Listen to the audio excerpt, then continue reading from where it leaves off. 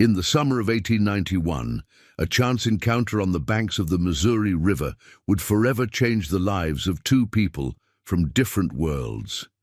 Sarah Mitchell, a young schoolteacher from Boston, never imagined that saving a drowning child would lead to one of the most extraordinary experiences of her life.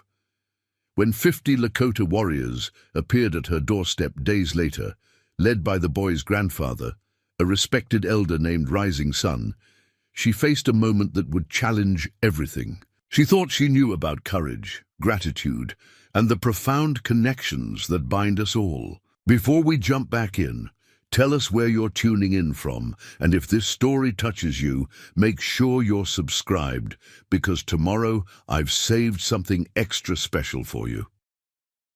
The Missouri River stretched like a silver ribbon across the plains as Sarah Mitchell gazed out from her small cabin window. The morning light cast long shadows across the tall grass, and a cool breeze carried the scent of wildflowers through the open door. At 23, Sarah had left behind the comforts of Boston society to teach at a small settlement school near the Dakota Territory. Her father had called it foolishness, her mother had wept, but Sarah had been determined. The West called to her with promises of purpose and adventure that the drawing rooms of Beacon Hill could never provide. For nearly a year, she had taught the children of settlers, trappers, and traders in a one-room schoolhouse at the edge of Riverton, a growing community perched on the banks of the Missouri. That morning in late June 1891, school had been dismissed for the summer, and Sarah found herself with time to explore the wilderness she had glimpsed only from afar. She packed a small basket with bread, cheese, and a book of poetry by Whitman, tucked a journal and pencil into her pocket, and set out along the riverbank. Her lightweight cotton dress and wide-brimmed hat were concessions to the growing heat of the day. As she walked, Sarah breathed deeply, savoring the freedom of solitude. Birds called to one another in the cottonwood trees that lined the water's edge, and occasionally a fish would break the surface of the river with a silver flash. 2 miles. Downstream from Riverton, Sarah found a perfect spot to rest, a small clearing beneath an ancient cottonwood, its roots creating a natural seat overlooking a wide, gentle bend in the river. Here, the water moved slowly, creating small eddies.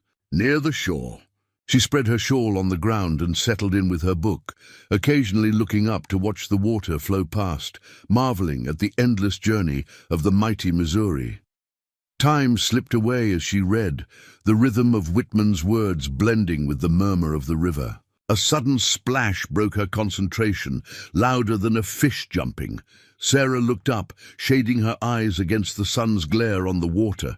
At first, she saw nothing unusual, and was about to return to her reading when she caught sight of movement, arms, flailing in the water, about 30 yards from shore. It took her a moment to comprehend what she was seeing, a child struggling in the current. Without hesitation, Sarah dropped her book and ran to the water's edge. The splashing continued, accompanied now by desperate gasps. She kicked off her shoes and waded in, her dress immediately heavy with water.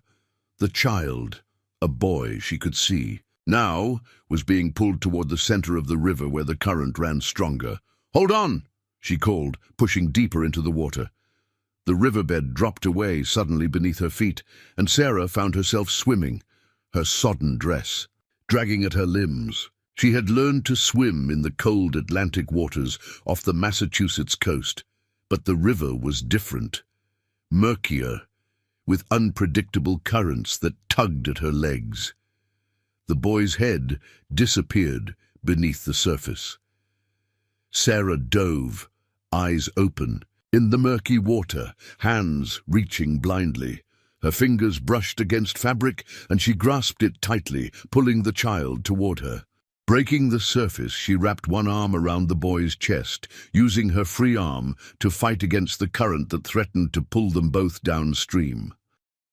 He was small, perhaps 8 or 9 years old, with long black hair and copper skin, a Isais Native American child.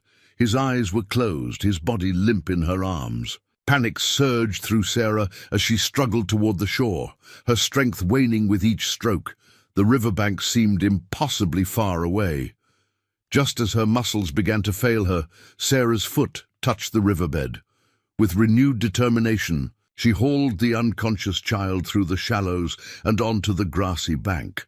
Dropping to her knees beside him, she turned him onto his side. Water spilled from his mouth, but he didn't breathe. Sarah had read about drowning in her father's medical books. Working quickly, she turned the boy onto his back, tilted his head, and pressed firmly on his chest. "Breathe," she whispered, fear making her voice tremble. "Please, breathe."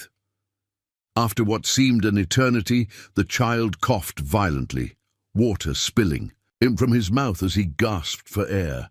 Relief washed over Sarah as his eyes fluttered open, dark and confused. He stared up at her, then tried to scramble away, fear replacing confusion on his young face. "It's all right," Sarah said softly, staying where she was to avoid frightening him further. "You're safe now." The boy said something in a language she didn't understand. Lakota, she guessed, based on what she knew of the tribes in the region. He was shivering despite the warm day, his simple clothes soaked through. Sarah reached for her shawl and offered it to him. "Here," she said, holding it out with a gentle smile. "You're cold." After a moment's hesitation, the boy accepted the shawl, wrapping it around his shoulders. He spoke again, this time with a questioning tone, his dark eyes watching her carefully. "My name is Sarah," she said, placing a hand on her chest. "Sarah Mitchell." The boy seemed to understand the introduction. He mirrored her gesture, placing his small hand on his own chest. "Little Eagle," he said clearly. Sarah smiled. "Little Eagle," she repeated. "I'm glad to meet you, though I wish it had been under different circumstances." He didn't seem to understand her words, but the friendly tone appeared to reassure him. Little Eagle looked around, as if suddenly remembering something important. He pointed upstream and spoke rapidly, his expression urgent. "Your family," Sarah guessed. "Are they looking for you?" Little Eagle nodded, seeming to grasp her meaning. He stood, still clutching her shawl around his shoulders, and pointed again upstream. "I'll help you find them," Sarah said, gathering her scattered belongings. Her book lay forgotten on the bank, its pages damp and swollen. She tucked it into her basket and offered her hand to the boy. After a brief hesitation, he took it. They walked along the riverbank, Sarah's dress dripping and heavy around her legs. Little Eagle moved with surprising energy for someone who had nearly drowned minutes earlier, though she noticed he stayed well away from the water's edge. Occasionally he would stop and call out something that echoed across the river. After about 15 minutes of walking, they heard an answering call. Little Eagle's face lit up, and he shouted again, waving his free arm. Soon Sarah could make out two figures hurrying toward them along the riverbank, a woman and a teenage boy, both dressed in traditional Lakota clothing. The woman ran the last few yards, dropping to her knees before Little Eagle and embracing him tightly, her words flowing rapidly in Lakota. The boy, perhaps 16 or 17, stood back, watching Sarah with wary eyes. Little Eagle spoke excitedly, gesturing toward Sarah and then the river. The woman looked up, her dark eyes widening as she regarded Sarah. She was middle-aged, with streaks of grey in her long black hair and a face marked by both strength and kindness. Rising slowly, she approached Sarah and took both her hands in a firm grip. "Pilamaya," she said, her voice thick with emotion. "Thank you," Sarah smiled, touched by the woman's gratitude even though she understood only the sentiment behind the words. "He fell into the river," she explained, miming swimming, and then pointing to Little Eagle. "I'm just glad I was there." The teenage boy stepped forward and spoke to the woman in Lakota. She replied, and he turned to Sarah. "My mother says you saved my brother from the great water spirit," he said in careful, accented English. "He cannot swim. The river would have taken him to the spirit world if not for you." "You speak English very well," Sarah said, relieved to have a translator. "I learned at the missionary school," he replied with a hint of pride. "My name is Swift Fox. This is my mother, Wachiwi, and you have met my brother, Little Eagle." "I'm Sarah Mitchell," she replied. "I teach at the school in Riverton." Swift Fox translated for his mother, who nodded and spoke again, her expression solemn.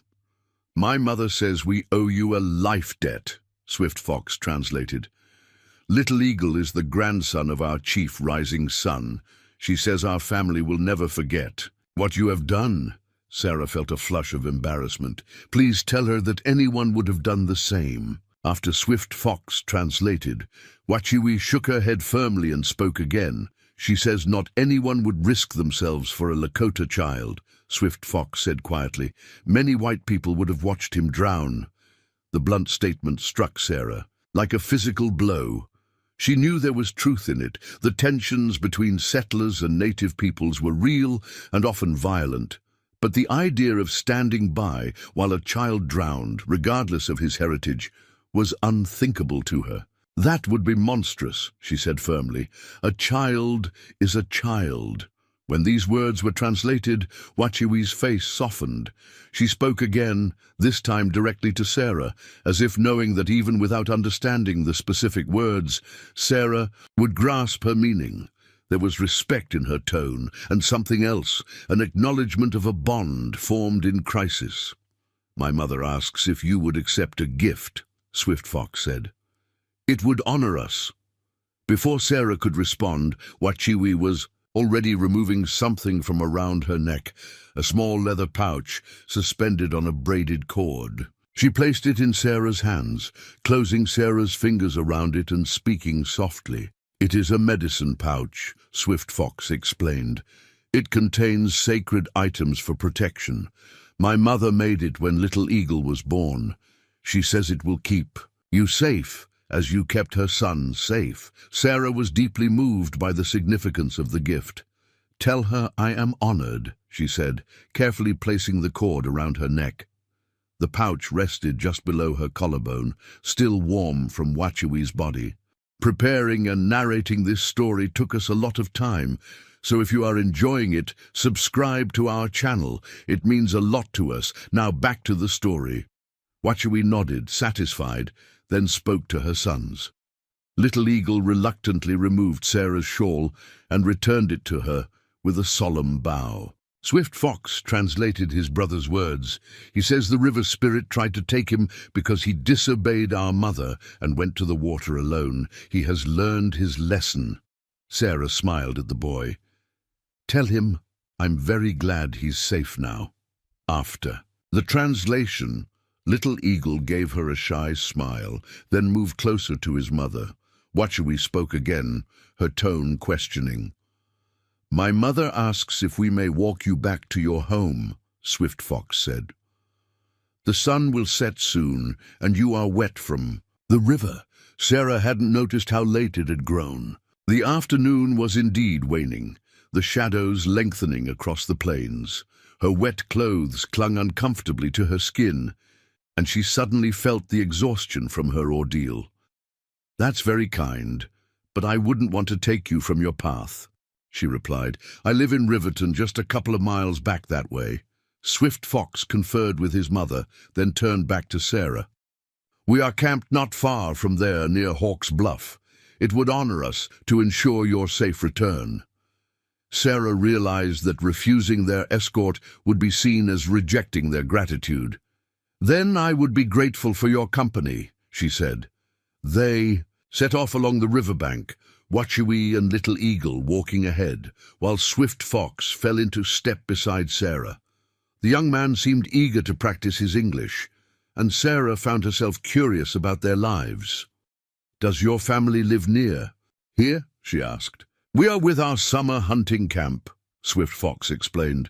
"Many families from our band travel together. My grandfather, Rising Sun, leads us. In the winter, we stay near the agency.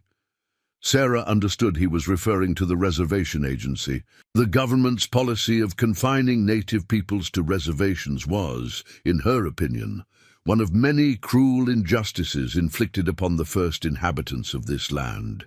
"Are you allowed to hunt freely?" she asked, knowing that many traditional practices were now restricted. Swift Fox's expression clouded. "We have permission for this hunt," he said carefully. "The agent gave papers to my grandfather. But the hunting grounds grow smaller each year, the buffalo are gone, and the deer are fewer." Sarah felt a familiar sense of shame at what her people had done to his. "I'm sorry," she said simply, knowing the words were inadequate. "You have nothing to be sorry for," Swift Fox replied with surprising gentleness. "You saved my brother. That makes you different." They walked in silence for a while, the only sounds the rustle of grass and the distant call of birds. Sarah's clothes were beginning to dry in the warm evening air, though her shoes squelched uncomfortably with each step. "May I ask you something?" Swift Fox said eventually. "Of course. Why did you come here to this place?" "Most white women stay in the big towns to the east." Sarah considered her answer carefully. "I wanted to teach," she said, "and I wanted more than what was offered to me in Boston. Freedom, perhaps, a chance to be useful in a different way." Swift Fox nodded thoughtfully. "Freedom," he repeated. "My people understand this word very well. We once had it, and now we fight to keep what little remains." His words hung in the air between them, a simple truth that underscored the vast differences in their experiences. Yet in that moment, Sarah felt a connection that transcended those differences, a shared human yearning for self-determination.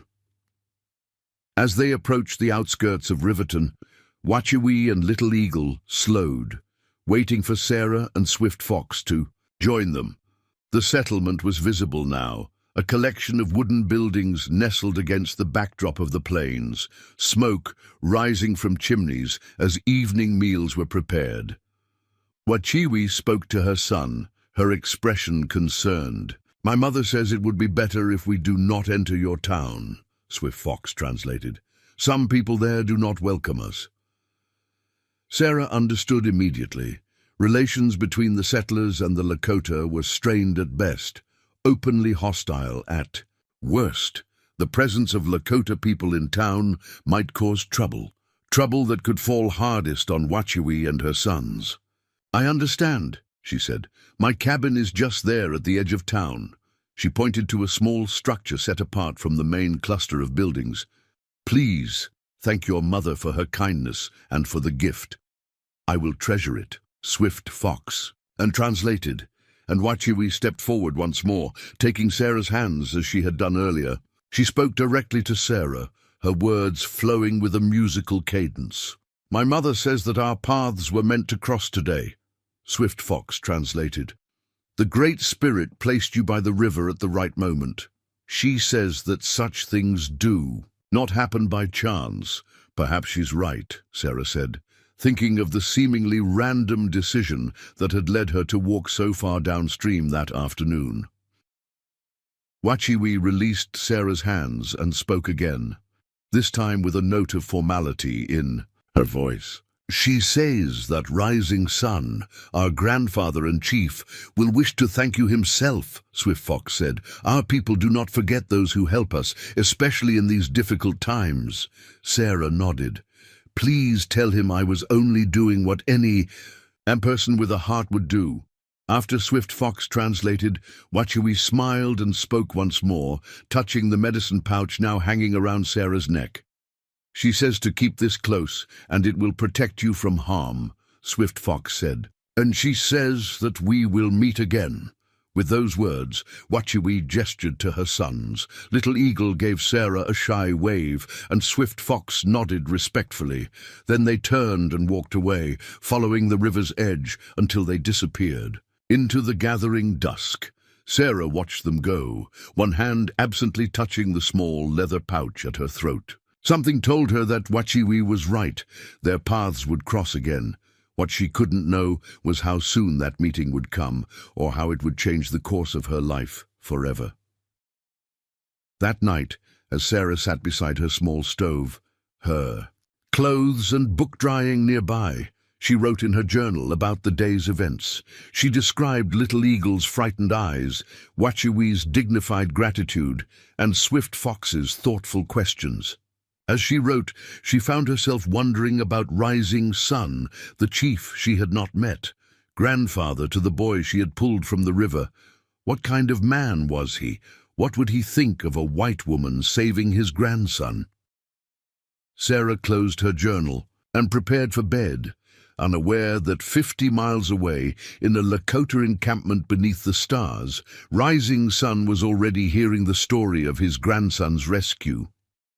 Unaware that the elderly chief had fallen silent, his weathered face solemn as he contemplated what such an act meant in these times of conflict between his people and the whites, unaware that he had already made a decision that would bring him to her door within days.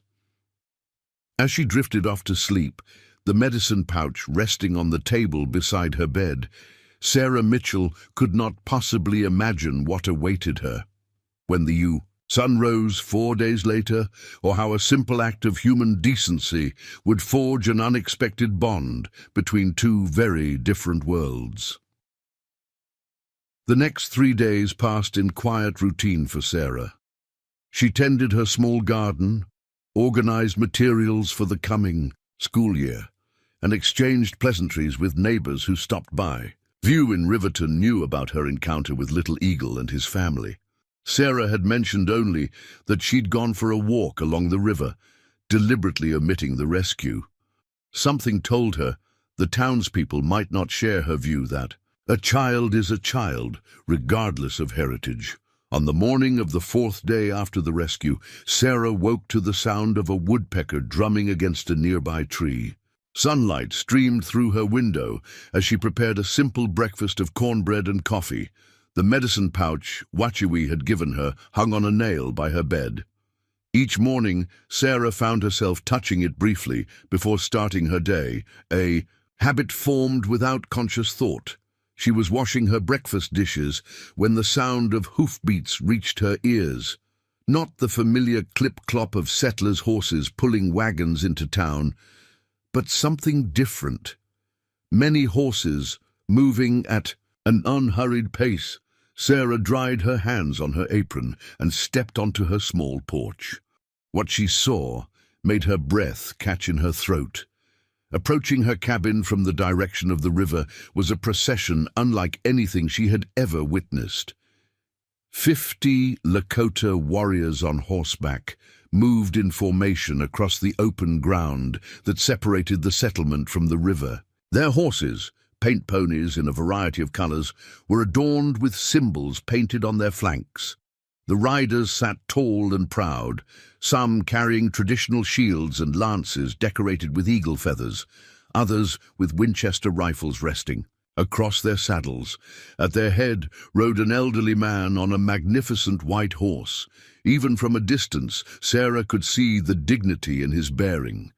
His long white hair was braided with strips of red cloth, and a single eagle feather stood upright at the back of his head. He wore a ceremonial breastplate of bone hair pipes over a fringed buckskin shirt, and his face was painted with red and black stripes.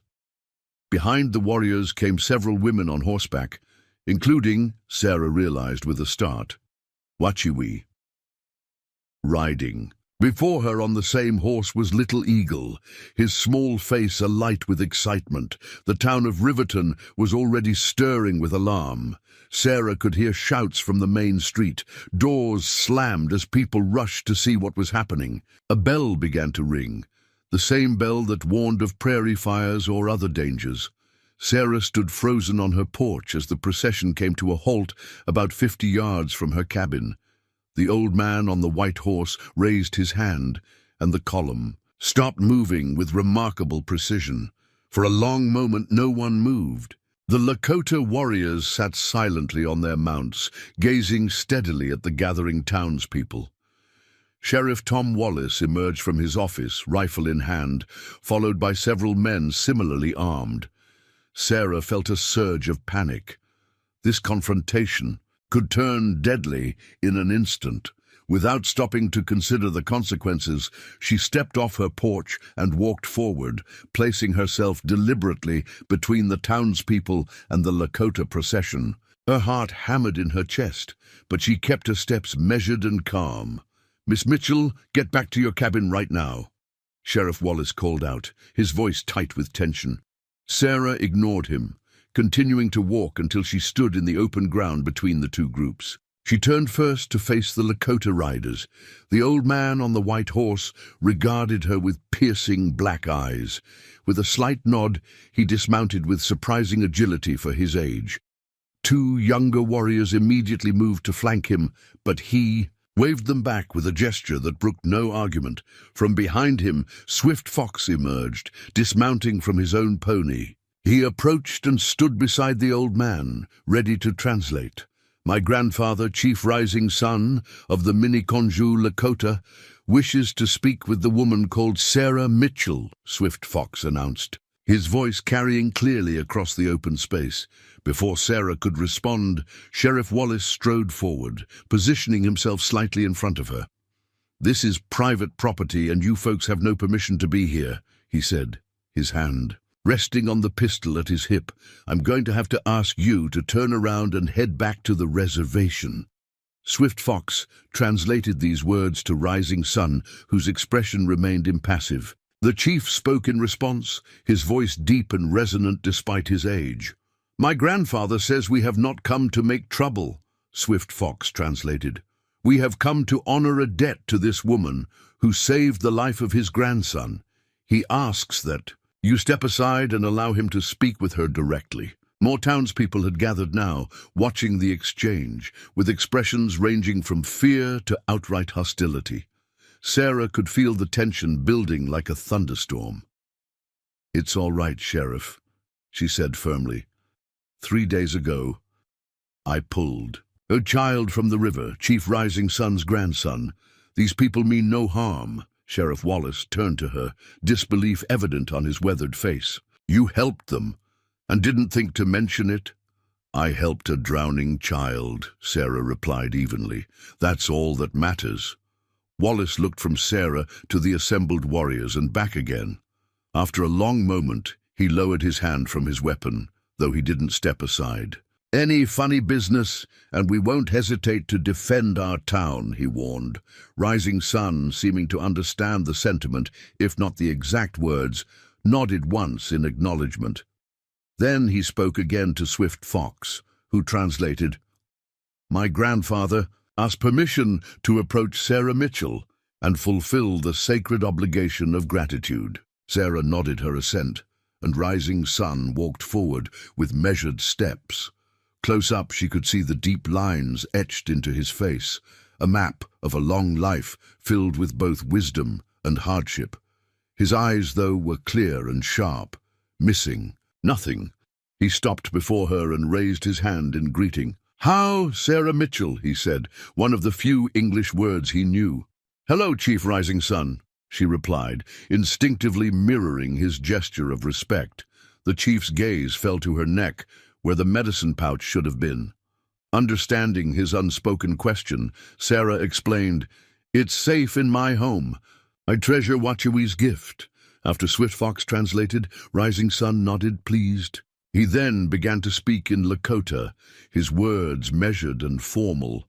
Sarah listened to the rhythm of his speech, watching his expressions, though she couldn't understand the words themselves. When he finished, Swift Fox translated, "My grandfather says that among our people there is no greater act than saving a child's life. When that act comes from someone not of our blood, it carries even more significance. He has come today with the warriors of our band to honor you and to offer gifts in recognition of what you have done." Rising Sun gestured, and two of the women riders dismounted, leading forward a painted pony, a beautiful mare with a coat of reddish-brown dappled with white spots. The animal was adorned with a finely crafted saddle and beaded bridle. "This is Storm Dancer," Swift Fox translated as Rising Sun spoke again. "She is one of my grandfather's finest horses, bred from his personal herd. He offers her to you as a token of his gratitude." Sarah was stunned by the generosity of the gift. A horse of this quality represented significant wealth among the Lakota. "I'm deeply honored," she said, "but I couldn't possibly." Rising Sun held up his hand, interrupting her refusal before Swift Fox could even translate it. He spoke again, his tone brooking no argument. "My grandfather says that to refuse would be to dishonor both him and the act that brought us here," Swift Fox translated. "Storm Dancer is yours. She will carry you safely wherever you wish to go." Understanding that refusal would be an insult, Sarah nodded her acceptance. "Please tell your grandfather that I accept his generous gift with a grateful heart." When these words were translated, Rising Sun's stern expression softened slightly. He spoke again, this time directing Swift Fox to translate for all to hear. "My grandfather wishes to speak to everyone gathered here," Swift Fox announced, turning to address both Sarah and the townspeople who had assembled at a cautious distance. "4 days ago, this woman did what many others would not," Swift Fox translated as Rising Sun spoke, gesturing toward Sarah. "She saw not a Lakota child in the river, but simply a child in danger. Without thought for herself, she entered the water and fought the current to bring my grandson safely to shore. In doing so, she preserved not just a life, but a piece of a future." Rising Sun paused, sweeping his gaze across the gathered settlers who had fallen silent in the face of his dignity and obvious authority. "There has been much blood between our peoples," the translation continued, "much sorrow on both sides. The white man's way has changed the face of our lands forever. But today I am reminded that even in these dark times there can be light. One person choosing to see beyond the differences that divide us." Rising Sun turned his attention back to Sarah, speaking directly to her now. "From this day forward, you will be known among my people as Mani Wikoni, Water of Life. You are welcome in our camps and our councils. No Lakota will ever raise a hand against you. This I declare as chief of the Miniconju." To seal this declaration, Rising Sun removed a necklace from around his own neck, an intricate piece made of porcupine quills, dyed in vibrant colors and arranged in a geometric pattern, with a polished buffalo horn pendant at its center. He placed it carefully over Sarah's head, the pendant resting against her chest. "This has been worn by the chiefs of my family for 4 generations," Swift Fox translated. "It carries the protection of our ancestors. Wear it when you travel, and all native peoples will know you as a friend of the Lakota." Sarah was overwhelmed by the significance of the gesture. "I will wear it with honor," she said, her voice thick with emotion, "and I will strive to be worthy of the name you have given me." After Swift Fox translated her words, Rising Sun nodded, satisfied. Then, to Sarah's surprise, he turned to address Sheriff Wallace and the townspeople directly. "My grandfather has words for you as well," Swift Fox announced. The settlers shifted uneasily, but no one spoke as Rising Sun delivered his message, his voice carrying across the open ground. "The woman you call Sarah Mitchell has shown courage and compassion that honors your people," Swift Fox translated. "In her actions I see hope for a different path than the one we have walked these many years. I ask that you recognize what she has done, not just for my grandson, but for all of us who seek peace in these troubled times." Sheriff Wallace stood stiffly, his expression guarded, but he gave a curt nod in acknowledgement of the chief's words. Rising Sun spoke a few more words, which Swift Fox translated as, "Remember this day, remember that it took only one person to build a bridge between our worlds." With that, Rising Sun raised his hand in a gesture of farewell to Sarah. "Toksha ake wansin yankin. Gatilo," he said. Swift Fox translated, "I shall see you again." The chief turned and walked back to his white horse, mounting with the same surprising agility he had shown earlier.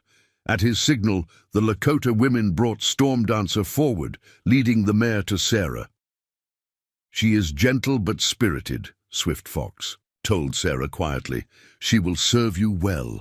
Sarah reached out tentatively to stroke the horse's velvet nose. Stormdancer whickered softly, seeming to accept her new owner. Rising Sun raised his hand one final time. As one, the 50 warriors turned their mounts and began to ride away, moving with the same disciplined formation with which they had arrived. The women followed, including Wachiwi, who caught Sarah's eye and touched her hand to her heart in a gesture of connection. Little Eagle, riding before his mother, turned back and waved enthusiastically. Sarah waved in return, watching as the impressive procession made its way back toward the river. Only Swift Fox remained behind for a moment. "My grandfather has honored you greatly today," he said quietly.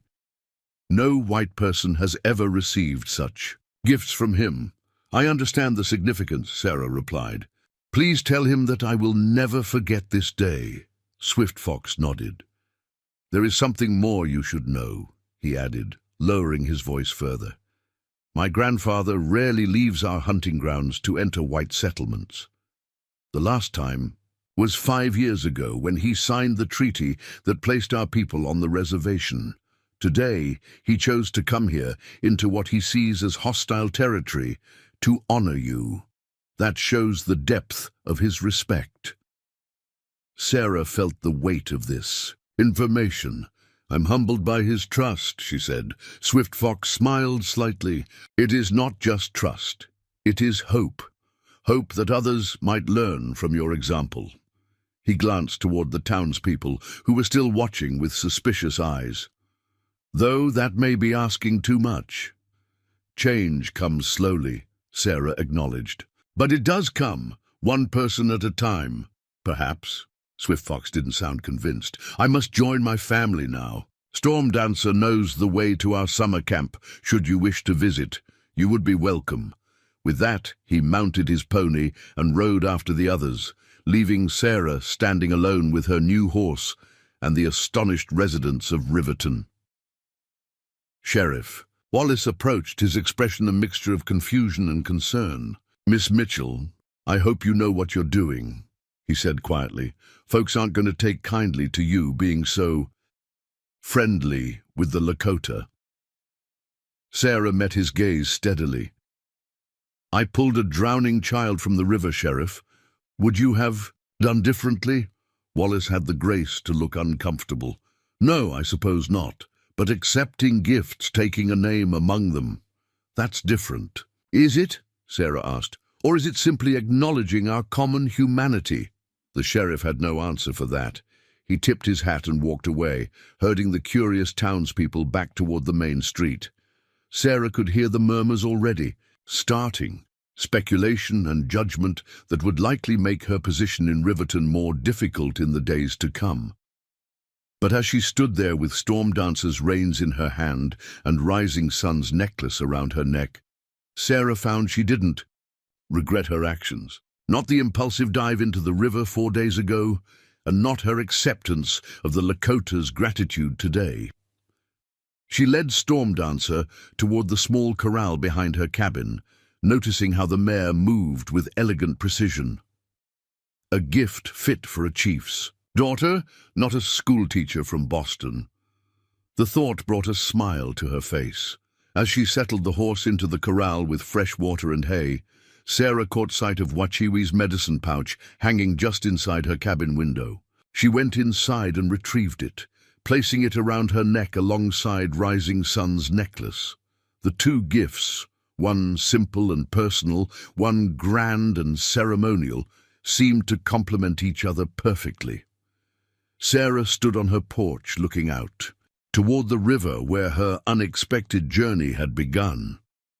In the distance, she could just make out the Lakota procession disappearing into the tree line along the water's edge. Something had changed today, not just in how the town would see her, but in how she saw herself and her place in this contested land. She touched the buffalo horn pendant at her throat. Mni Wikoni, Water of Life. A new name, carrying both honor and responsibility. In saving Little Eagle, she had inadvertently created a connection between two worlds that rarely intersected except in conflict. What that connection might mean for her future, she couldn't begin to guess.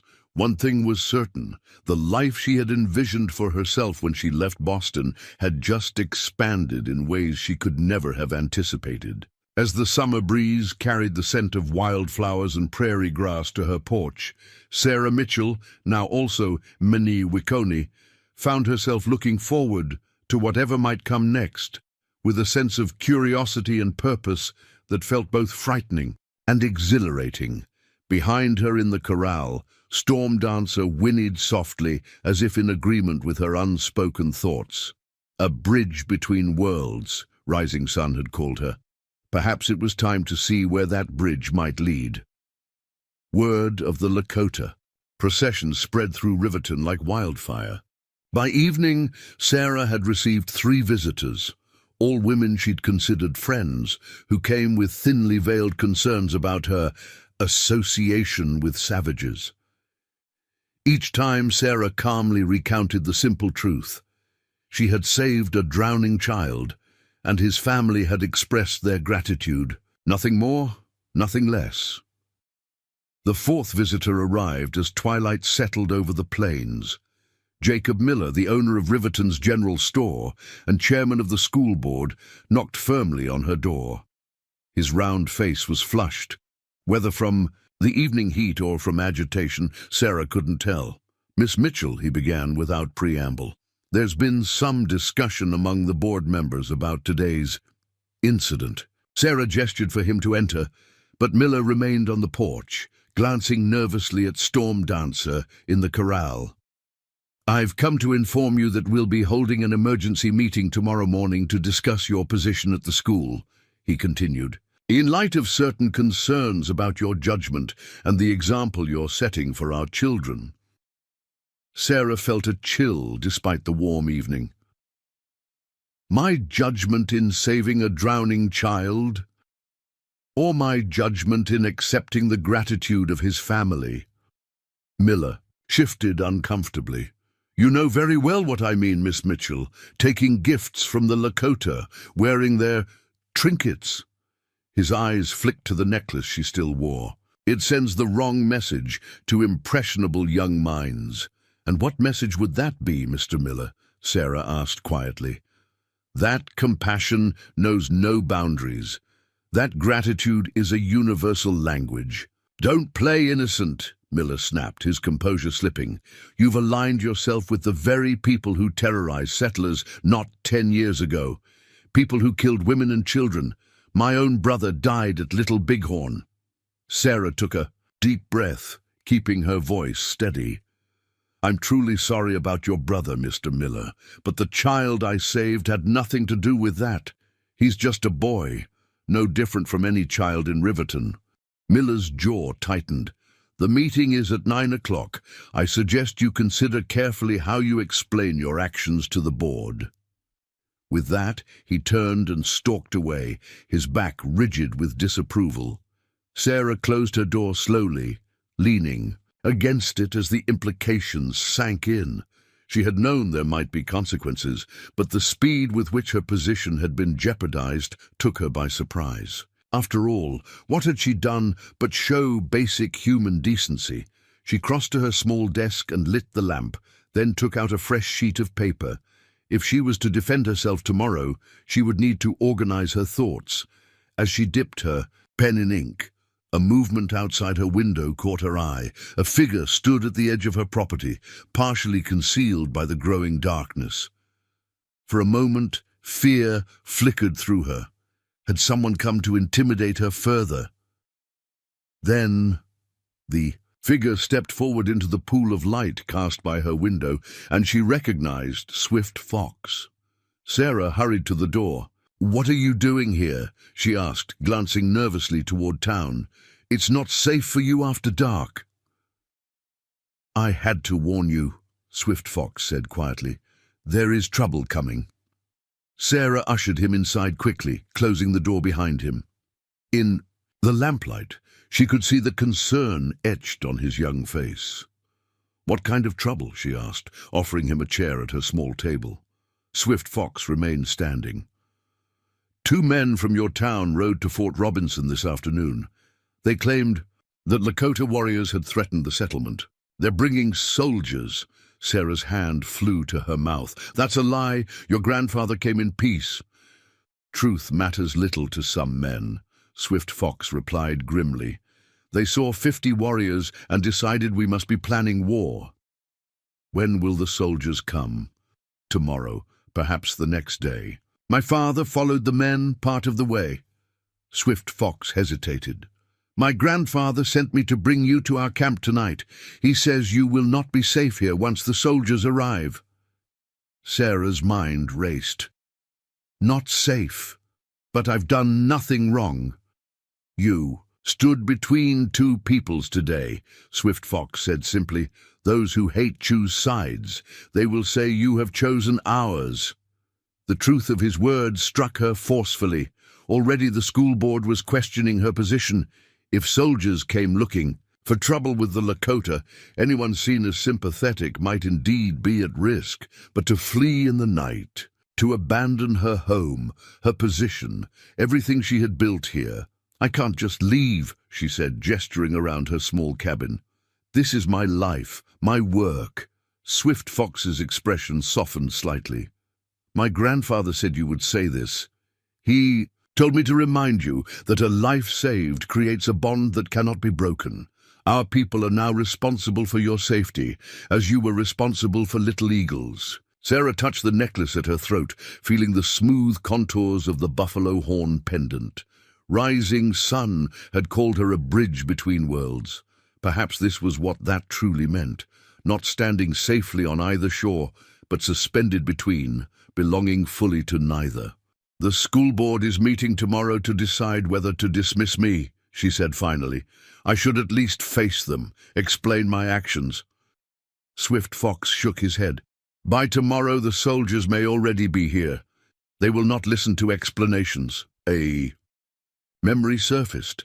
Sarah's father speaking of the massacre at Wounded Knee just months ago. Over 150 Lakota men, women and children killed by the 7th Cavalry. The newspapers had called it a battle, but her father, a physician who had treated survivors, had called it by its true name, slaughter.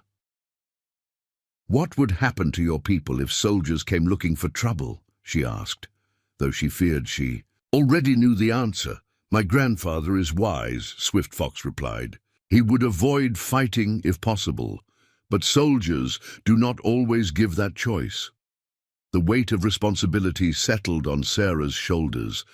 If violence erupted because of today's peaceful visit, could she live with that knowledge? She looked around her small cabin one more time, then made her decision. "I'll need a few minutes to gather some things." Swift Fox nodded, relief evident in his expression. "I will wait by the trees with Stormdancer." After he slipped out, Sarah moved quickly, filling a small traveling bag with essentials, a change of clothes, her journal, a few personal items. She hesitated over her mother's silver hairbrush, then packed it too. On impulse, she took the letter of appointment from the school board and the small Bible her father had given her when she left Boston. She penned a brief note to her neighbor, Martha Williams, asking her to look after the cabin in her absence. She didn't explain where she was going.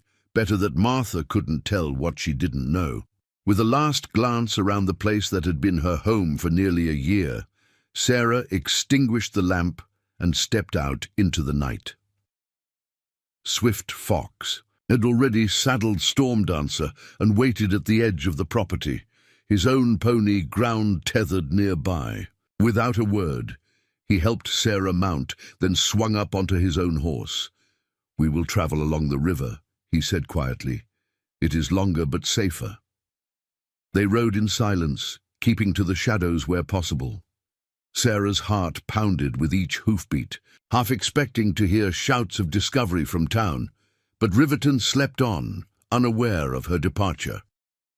Once they reached the river, Swift Fox set a faster pace. Storm Dancer moved with remarkable responsiveness, seeming to anticipate Sarah's commands before she gave them. Despite the circumstances, she found herself appreciating the mare's smooth gait and intelligence. "Your grandfather chose well," she remarked softly as they rode side by side along a stretch of open ground. "She's magnificent." Swift Fox nodded. "Storm Dancer comes from a line bred by my grandfather's father. It is said they can run all day without tiring and find water in the driest places." "How far is your camp?" Sarah asked, realizing she had no idea where the Lakota was staying. "We will reach it before dawn," Swift Fox replied. "It lies near Hawk's Bluff, in a hidden valley that white settlers rarely visit." They rode through the night, stopping occasionally to rest the horses and drink from the river. Swift Fox moved with absolute confidence through the darkness, finding paths Sarah would never have seen. The moon rose, casting silver light across the plains, and for brief moments Sarah forgot the circumstances of their journey, simply marveling at the beauty of the land by night. As they traveled, Swift Fox told her stories of the places they passed. A hill where his people had hunted buffalo in his grandfather's youth, a stand of trees where medicinal plants grew, a rock formation that resembled a sleeping bear. Through his words, Sarah began to see the landscape differently, not as empty wilderness waiting to be claimed, but as a living history book, filled with meaning and memory. "My people do not own the land," Swift Fox explained when she asked. "About territories and boundaries. We belong to it, as the eagle belongs to the sky or the fish to the river. The white man's way of drawing lines on paper and saying, 'This is mine,' makes no more sense to us than trying to own the wind." Sarah thought about the deeds and property claims that formed the foundation of settlement life. "I never considered it that way before. There are many things your people and mine see differently," Swift Fox replied, without rancor. "But sometimes, as with you and Little Eagle, we can see past those differences to what matters most." The eastern sky was just beginning to lighten when they crested a rise and Swift Fox pointed to a valley below. "We are here." In the pre-dawn light, Sarah could make out the shapes of teepees arranged in a circle near a small creek that fed into the Missouri. Smoke rose from morning cooking fires, and a few figures moved about the camp, beginning the day's activities. As they descended into the valley, a sentry spotted them and called out. Swift Fox answered in Lakota, and they were allowed to pass without challenge. Sarah felt curious eyes following her as they rode into the heart of the camp. Outside, the largest teepee, decorated with painted symbols Sarah couldn't interpret, Rising Sun stood waiting. Despite the early hour, he was fully dressed in the same ceremonial clothing he had worn the previous day. Sarah wondered if he had been awaiting their arrival all night. When she dismounted, the elderly chief greeted her with the same dignified gesture he had used in Riverton. "How many Wikoni?" he said, using the Lakota name he had given her. "Thank you for the warning," Sarah said, gesturing back toward the direction of Riverton, "and for offering me sanctuary." Swift Fox translated, and Rising Sun nodded gravely. He spoke at length, his deep voice carrying in the still morning air. "My grandfather says you have chosen wisely," Swift Fox translated. "The soldiers who come will bring with them the seeds of conflict. It is better that you are not there when they arrive." "How long must I stay away?" Sarah asked, thinking of her responsibilities, her life in Riverton. Rising Sun seemed to understand her concern even before Swift Fox translated. He replied with a few measured words. "Until the dust settles," Swift Fox interpreted. "A few days, perhaps longer." Rising Sun spoke again, this time gesturing toward a smaller tipi not far from his own. "He says that Wachawi has prepared a place for you to rest. After you have slept, there will be food, and we will speak more of what is to come." Only then did Sarah realize how exhausted she was from the night's journey. She nodded gratefully and allowed herself to be led to the teepee Swift Fox had indicated. Inside, she found clean furs arranged as a sleeping pallet and a small fire burning in the central pit, warming the space against the pre-dawn chill. Wachiwi appeared at the entrance, smiling in welcome. Though they shared no common language, the woman's gestures were clear. She showed Sarah where to place her bag, brought her a container of fresh water, and mimed sleeping. Before leaving, Wachiwi touched her own chest, then Sarah's, a simple gesture of connection that transcended words. Alone in the teepee, Sarah removed her boots and outer clothing, then lay down on the surprisingly comfortable furs. Despite the strangeness of her surroundings and the uncertainty of her situation, fatigue overcame her quickly. Her last conscious thought was of the irony. She had come west, seeking adventure and new experiences, and now found herself in circumstances far beyond anything she could have imagined. She woke to the sounds of children laughing and the smell of cooking food. For a disorienting moment, she couldn't remember where she was. Then the events of the previous day and night came rushing back. Sarah sat up, noting that someone, Wachiwi presumably, had left a container of water, a soft deerskin cloth, and a bundle of folded material beside her sleeping pallet. She washed her face and hands, then examined the bundle. It contained a simple dress made of soft-tanned buckskin, decorated with subtle beadwork along the neckline and hem. Sarah hesitated, then changed into it, finding that it fit surprisingly well. Whether this was coincidence or Wachiwi's good eye for measurement, she couldn't guess. Outside, the camp was alive with activity. Women worked at cooking fires or scraped hides stretched on frames. Men sat in groups, repairing weapons or discussing matters in low voices. Children played games, darting between the teepees with the universal energy of youth. Little Eagle spotted her almost immediately, running over with an excited expression. He spoke rapidly in Lakota, gesturing for her to follow him. "He wants to show you something," said a voice behind her. Sarah turned to find Swift Fox approaching, looking more rested than he had during their nighttime journey. "Good morning," she greeted him. "Or is it afternoon?"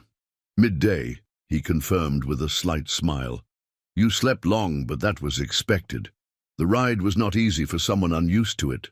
Sarah found herself returning his smile. "I'll admit I'm feeling it in muscles I didn't know I had." Little Eagle tugged impatiently at her hand, still chattering in his native tongue. "My brother is very excited to have you here," Swift Fox explained. "He has been telling everyone how you pulled him from the great water spirit's grasp." As they walked through the camp, following Little Eagle's lead, Sarah noticed the reactions of the Lakota people. Some nodded respectfully, others watched with undisguised curiosity, but none showed hostility. She wondered how much they knew about her, whether they saw her merely as the woman who had saved their chief's grandson, or as something more complex. Little Eagle led them to a group of children gathered around an elderly woman seated on a buffalo robe outside her teepee. The woman's face was deeply lined, her hair completely white, but her eyes were bright and alert. She was speaking to the children, who listened with rapt attention. "That is my grandmother, Mapia," Swift Fox said quietly. "She is telling the children stories of the old days before the white man came. Would she mind if we listened?" Sarah asked, fascinated by the scene. Swift Fox translated the question, and Mapia looked up, studying Sarah intently before breaking into a toothless smile. She patted the robe beside her, a clear invitation. Sarah sat down, conscious of the children's curious stares. Little Eagle plopped down directly in front of her, clearly proud to be connected to this unusual visitor. Mapia spoke, her voice surprisingly strong for one of her advanced years. "My grandmother welcomes you," Swift Fox translated. "She says that any friend of the water is a friend of our people." Sarah inclined her head respectfully. "Please tell her I am honored to be here. After Swift Fox relayed her words, Mapia continued speaking, now addressing both Sarah and the children. Swift Fox translated in a low voice. Long ago, when the buffalo were many and our people roamed freely across the plains, there was a young woman of our tribe who was known for her kindness to all living things. One day, while gathering plants by the river, she heard a cry for help. Without hesitation, she plunged into the water and rescued a snake that was being swept away by the current. The children listened intently, occasionally glancing at Sarah, as if comparing her to the woman in the story. Her friends warned her against helping a snake, saying it might bite her once saved. But the young woman replied, "I cannot ignore any creature in need, even those others fear." The snake did not bite her, but instead transformed into a powerful spirit who granted her the gift of healing. From that day forward, she became a great medicine woman who could cure any illness by using the water's power. Mapia looked directly at Sarah as Swift Fox translated the conclusion of the tale. The spirit told her, "You saw beyond appearances to the true nature of life. This wisdom is the greatest medicine of all." Sarah understood the purpose of the story. It was both welcome and instruction, wrapped in traditional narrative. Mapia was telling her that her action had meaning within the Lakota worldview, that saving Little Eagle connected to ancient values her people held dear. "Thank you for sharing this wisdom," Sarah said when Swift Fox had translated her words. "I have much to learn from your people." Mapia nodded, seemingly satisfied, then returned her attention to the children, beginning another story. Sarah and Swift Fox moved away, leaving Little Eagle still absorbed in his grandmother's tales. "Your grandmother is a remarkable woman," Sarah commented as they walked. "She has seen much in her lifetime," Swift Fox replied. "She remembers when the buffalo herds were so vast they took days to pass. She has watched our way of life change beyond recognition." "It must be very difficult for her," Sarah said softly. Swift Fox was quiet for a moment. "She says that the greatest strength is to bend without breaking, like the willow tree in a storm. Our people must adapt to survive, but we need not lose what makes us Lakota." As they reached the center of the camp, Rising Sun emerged from his teepee, accompanied by several other men who appeared to be elders or leaders within the band. He beckoned to them, and Swift Fox led Sarah forward. "My grandfather wishes to discuss what happened after we left Riverton," he explained, "and what may come next." The council gathered in Rising Sun's teepee was composed of 7 men, each wearing expressions of grave concern. Sarah sat cross-legged on a buffalo robe beside Swift Fox, who would translate the proceedings. A small fire burned in the center, its smoke rising through the opening at the top of the teepee. Rising Sun began by introducing each man present. Black Hawk, a war chief with penetrating eyes. Lone Wolf, a medicine man whose face was painted with yellow stripes. Eagle Feather, an elderly hunter known for his wisdom. Grey Horse, whose scarred face spoke of battles survived, and 2 younger men, Running Elk and Iron Eyes, who Sarah guessed were rising leaders in the band. "These men form the council that guides our people," Swift Fox explained. "They have gathered to discuss the danger that now threatens both you and us." Rising Sun spoke, his deep voice filling the teepee. The other men listened in silence, occasionally nodding in agreement. "My grandfather says that scouts have confirmed what we feared," Swift Fox translated. 20 soldiers from Fort Robinson are riding toward Riverton, led by Lieutenant Clark. They will arrive by sunset today. "How do you know their intentions?" Sarah asked. The question was translated, and Black Hawk responded, his voice sharp and clipped. "Black Hawk says the soldiers are always looking for reasons to fight," Swift Fox translated. "They need only the rumor of Lakota warriors to rouse their blood." Eagle Feather spoke next, his words measured and thoughtful. "Eagle Feather believes that the soldiers will first speak with the people of Riverton," Swift Fox said. They will hear many versions of what happened yesterday. Some will speak of peaceful ceremony, others of threatening invasion. I could go back, Sarah suggested. Explain that everything was peaceful, that there was no threat. When this was translated, the men exchanged glances. Lone Wolf shook his head and spoke, his voice carrying the rhythm of a practiced storyteller. Lone Wolf says your words would be drowned by those who wish to see conflict, Swift Fox translated. The soldiers will not believe a woman who wears Lakota clothing and speaks of friendship with savages. They might even arrest you as a collaborator. Sarah touched the necklace Rising Sun had given her, still around her neck. Then what can be done? Rising Sun answered, speaking at length while the others listened respectfully. My grandfather says our band must move deeper into the hills, Swift Fox translated. We are officially permitted to hunt here, but the soldiers will not care about papers from the agency. If they find us, they will force us back to the reservation, using violence if we resist. And me? Sarah asked quietly. Rising Sun's expression softened slightly as he responded. You have 3 paths before you, came the translation. You can return to Riverton and face whatever awaits there. You can travel with us to our winter grounds, where you would be welcome. Or you can journey to the larger settlement at Fort Pierre, where the presence of many witnesses might protect you from false accusations. Sarah considered her options. Returning to Riverton meant facing not only the school board, but potentially hostile soldiers. Traveling with the Lakota would mean abandoning her profession and the life she had built. Fort Pierre offered a path. She could perhaps find work there, start fresh, without fully leaving white society. How long do I have to decide? She asked. The camp begins moving at dawn tomorrow. Swift Fox translated Rising Sun's answer. You must choose your path by then. Grey Horse, who had been silent until now, spoke up, his voice carrying the rough edge of someone who had known hardship. Grey Horse says that whatever you choose, the path will not be easy, Swift Fox translated. The world is changing for all of us.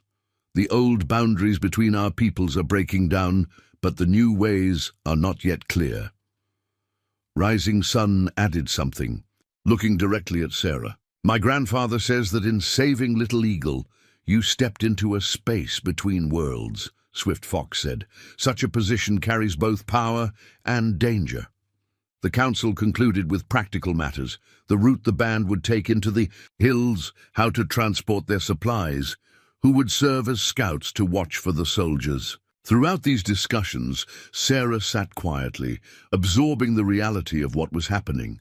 These people were being forced to flee their hunting grounds because they had come to honor her. As the council dispersed, Rising Sun asked Sarah to remain. When they were alone except for Swift Fox, the chief spoke more personally. My grandfather wishes you to know that your presence has brought both joy and difficulty to our band. Swift Fox translated. Joy because it reminded us that not all white people seek our destruction. Difficulty because it has drawn unwanted attention. I never meant to cause trouble, Sarah said softly. Rising Sun nodded, speaking again. He says that intention matters less than outcome in the world of men, Swift Fox translated. A good heart can still lead to suffering, just as a storm brings both needed rain and destructive floods. What would you advise me to do? Sarah asked directly. Rising Sun considered for a long moment before answering. My grandfather says he cannot choose your path for you, Swift Fox translated. But he believes you were brought to us for a purpose that is still unfolding. He says the spirits rarely act without reason. With that cryptic statement, Rising Sun indicated that their conversation was at an end. He touched his hand to Sarah's shoulder briefly, a gesture of blessing or support, before leaving the tipi. Outside, the camp was already preparing for departure. Women were dismantling tipis not currently in use, packing belongings onto travois that would be pulled by horses. Men were gathering hunting equipment and weapons, while children helped where they could, all under the watchful eyes of the elderly. "It's remarkable how quickly everyone can mobilize," Sarah commented to Swift Fox as they walked through the activity. "We have had much practice," he replied with a hint of bitterness. "My people have been forced to move many times in recent years. We adapt or we perish." Wachiwi approached, carrying a bundle of clothing. Through Swift Fox, she explained that she had brought additional garments for Sarah, practical items for traveling, regardless of which path she chose. The generosity brought tears to Sarah's eyes. "Please thank her," she told Swift Fox. "Her kindness means more than I can express." As the day progressed, Sarah observed the Lakota preparations with growing admiration for their efficiency and communal spirit. Everyone contributed according to their abilities, from the youngest children to the eldest grandparents. There was none of the chaos or complaint that might have accompanied such a sudden relocation among settlers. Little Eagle found her in the afternoon, proudly showing off a small bow his father had made him. Through gestures and Swift Fox's occasional translation, he demonstrated how he was learning to hunt small game. His resilience amazed Sarah. This was a child who had nearly drowned days ago and now faced displacement from his home, yet he remained curious and joyful. As evening approached, a scout rode into camp with news. The soldiers had indeed reached Riverton.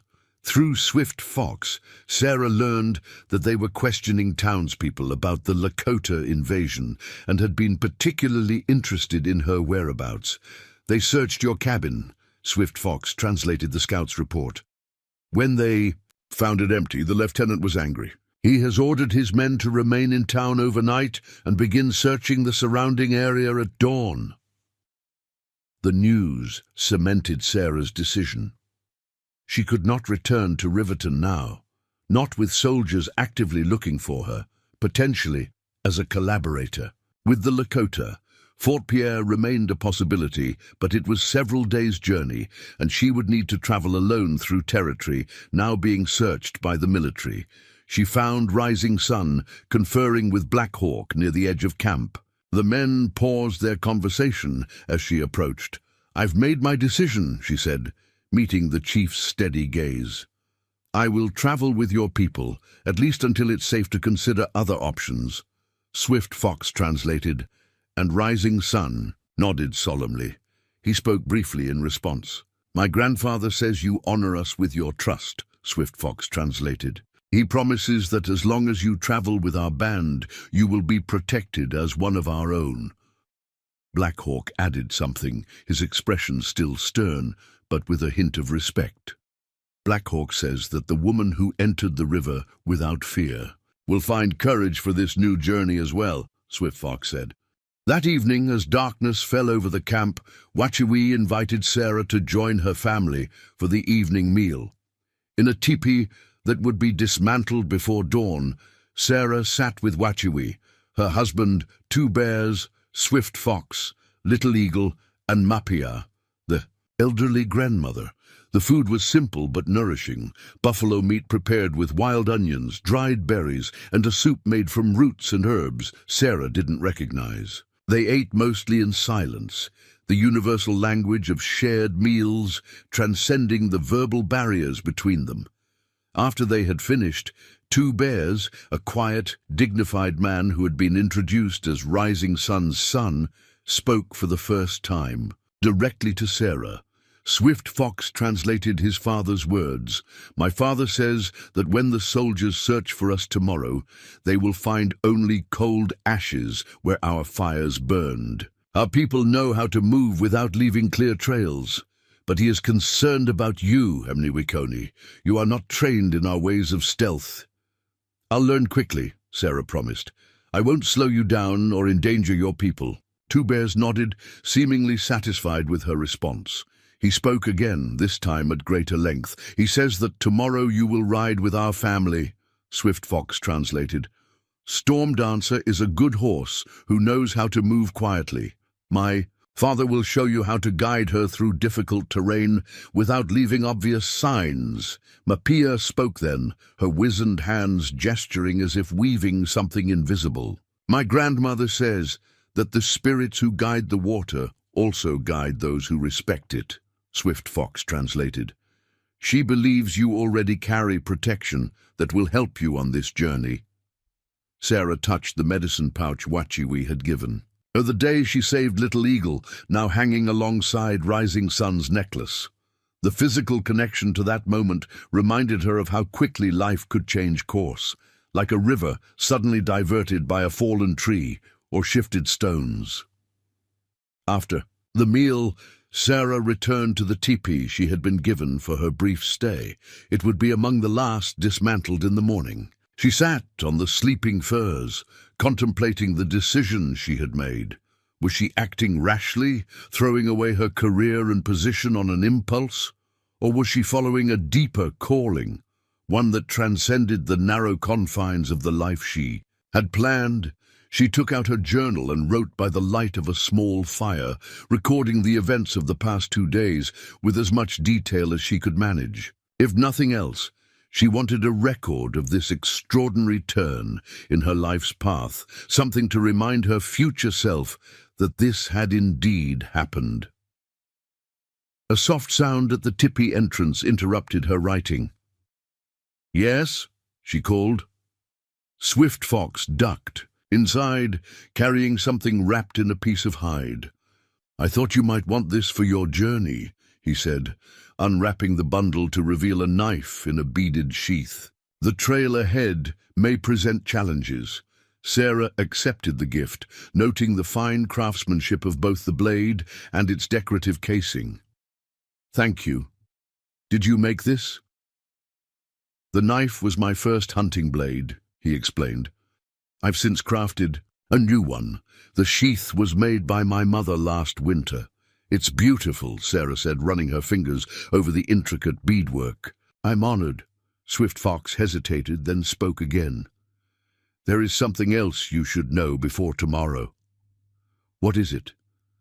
"The path we will take leads through places sacred to our people," he said. "Places not meant for outsiders. Some of the elders were concerned about bringing you there." "I understand," Sarah replied. "I would never want to intrude on sacred matters." "Rising Sun spoke for you," Swift Fox continued. "He said that by saving Little Eagle, you had earned the right to see these places. But there may be ceremonies or locations you will not be permitted to witness. This is not personal. It is our way." "Of course," Sarah assured him. "I respect your traditions and boundaries. I'm grateful just to be allowed to travel with you." Swift Fox nodded, seemingly relieved by her response. "We leave before first light. I will come to guide you when it's time." After he left, Sarah returned to her journal, adding this new information. She had studied accounts of native cultures during her education in Boston, but those academic perspectives now seemed shallow and often misguided in the face of her direct experience. There was a depth and complexity to Lakota society that few white scholars had bothered to understand or document. Dawn was still hours away when Swift Fox tapped softly on her teepee. Sarah had slept little, her mind too full of the day's events and tomorrow's uncertainties. Still, she rose immediately, gathering the few possessions she would take with her, her traveling bag, the journal, and now the knife Swift Fox had given her. Outside, the camp was almost unrecognizable. Most of the teepees had already been dismantled and packed, their component parts loaded onto travois or carried by pack horses. The cooking fires had been carefully extinguished, the ashes scattered to leave minimal evidence of their presence. Families moved with practiced efficiency, children helping alongside adults in the pre-dawn darkness. Storm Dancer stood ready, already saddled with what Sarah recognized as a woman's saddle, different from the one she had ridden the previous night. Wachiwi approached, helping Sarah secure her bag and showing her how to adjust the stirrups properly. Through the dim light, Sarah could make out Rising Sun, mounted on his white horse, conferring with Black Hawk and other warriors at the edge of what had been the camp. They were discussing something intently, patrol routes, Sarah guessed, or contingency plans if they encountered soldiers. "We will travel separately from the main group," Swift Fox explained as he helped Sarah mount. "My father thinks it's safer for you. The soldiers will be looking for a large band, not a small family group." "Where will we meet the others?" Sarah asked. "At the place of the 3 Eagles, 2 days' journey from here," he replied. "It is a hidden valley known only to our people." As the first hints of dawn began to lighten the eastern sky, Sarah found herself riding between Swift Fox and 2 bears with Wachiwi, Little Eagle, and Mapia, following close behind on their horses. They moved away from the Missouri, heading west into rougher country, rolling hills covered with grass and scattered stands of trees. Sarah glanced back once, seeing the larger group of Lakota already disappearing into the landscape like shadows, melting into darkness. She turned forward again, fixing her eyes on the path ahead and wondering what new revelations this journey would bring. Behind them, the campsite lay empty, with barely a trace to show that 50 people had lived there, just hours before. By the time the soldiers from Fort Robinson expanded their search to include this area, they would find nothing but wind moving through grass and the endless sky stretching overhead. The morning sun climbed higher as Sarah and the small family group made their way through increasingly rugged terrain. 2 bears led them confidently, choosing paths that seemed indistinguishable from the surrounding landscape to Sarah's untrained eye. They avoided ridgelines where they might be silhouetted against the sky, keeping instead to shallow ravines. And the shadows of scattered pine groves. "How does he know which way to go?" Sarah asked Swift Fox quietly as they navigated a particularly rocky stretch. "There's no trail that I can see." "The land itself is the trail," Swift Fox replied. "My father reads it like your people read books. The shape of a hill, the type of grass growing in a particular spot, the direction of the wind, all these things tell him where we are and where we should go." Sarah marveled at this different way of understanding the world. Her own education had emphasized maps with clearly marked routes, compass directions, and measured distances. This organic, intuitive navigation seemed almost mystical by comparison. Around midday, they stopped in a sheltered hollow where a small spring bubbled from between rocks. 2 bears dismounted first, surveying the area carefully before indicating that the others could rest. They watered the horses and ate a simple meal of pemmican, dried meat mixed with berries and fat, that Wachiwi distributed from a pouch. Little Eagle seemed tireless despite the long morning's ride, scrambling up rocks to keep watch with his father. Sarah noticed how 2 Bears was constantly teaching his younger son, pointing out tracks and signs that were invisible to her. "He's learning to be a scout," Swift Fox explained, following her gaze. "In the old days, he would have been training to be a warrior and hunter. Now," he shrugged, leaving the thought unfinished. "Now the world is changing," Sarah completed quietly. Too quickly, Mapia interjected in Lakota, surprising Sarah with her sudden participation in their conversation. The old woman rarely spoke directly to her, usually communicating through Swift Fox or Wachiwi. Swift Fox translated his grandmother's words. She says, "The white man's world moves like a prairie fire, consuming everything in its path. Our people are like the small creatures who must run ahead of the flames or be destroyed." "Not all fires destroy completely," Sarah responded, thinking of what she knew about prairie ecology. "Some plants need fire to release their seeds. New growth comes after." When this was translated, Mapia studied Sarah with new interest. She spoke again, her voice carrying a note of approval. "She says you understand more than most white people," Swift Fox translated. "Perhaps this is why the spirits guided you to save Little Eagle." They continued their journey after the brief rest, now heading into more densely wooded hills. The terrain grew steeper, forcing them to dismount and lead their horses through some passages. Sarah's city-bred muscles protested, but she refused to complain, noting how even elderly Mapia managed the difficult sections with dignified determination.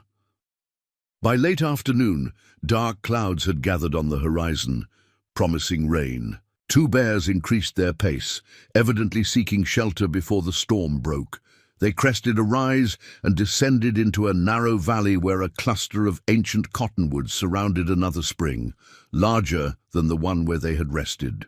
"Earlier, we will camp here tonight," Swift Fox told Sarah as they dismounted. "This place is well hidden, and the trees will provide cover from both the rain and any searching eyes." The family worked together to establish their camp, erecting only two small teepees, one for two bears, Wachiwi and Little Eagle, the other for Mapia, Sarah, and Swift Fox. They kept no cooking fire, eating cold provisions instead to avoid smoke that might be spotted from a distance. As predicted, rain began to fall just as they completed their preparations. Sarah sat with Swift Fox beneath the shelter of a cottonwood overhang, watching the downpour transform the landscape. Water streamed down the hillsides, turning the dry creek bed near their camp into a rushing channel. "The rain is good for us," Swift Fox commented. "It will wash away any tracks we left." "Do you think the soldiers are following?" Sarah asked. He gazed thoughtfully at the darkening valley. "Perhaps. My father believes they would have started searching the area near our abandoned camp by midday. Whether they found sign of our passing depends on how skilled their trackers are. Would they continue searching in this weather?" "White soldiers often lack patience," Swift Fox replied with a hint of disdain. "They prefer comfort to success, but it would be foolish to underestimate them. Some have learned our ways after years of fighting our people." The conversation paused as Wachiwi approached, beckoning them to join the others in Two Bear's tipi. Inside, the small space was warm and dry, illuminated by a tiny, smokeless fire in the center pit. The family arranged themselves in a circle, with Sarah given a place of honor, opposite Two Bears.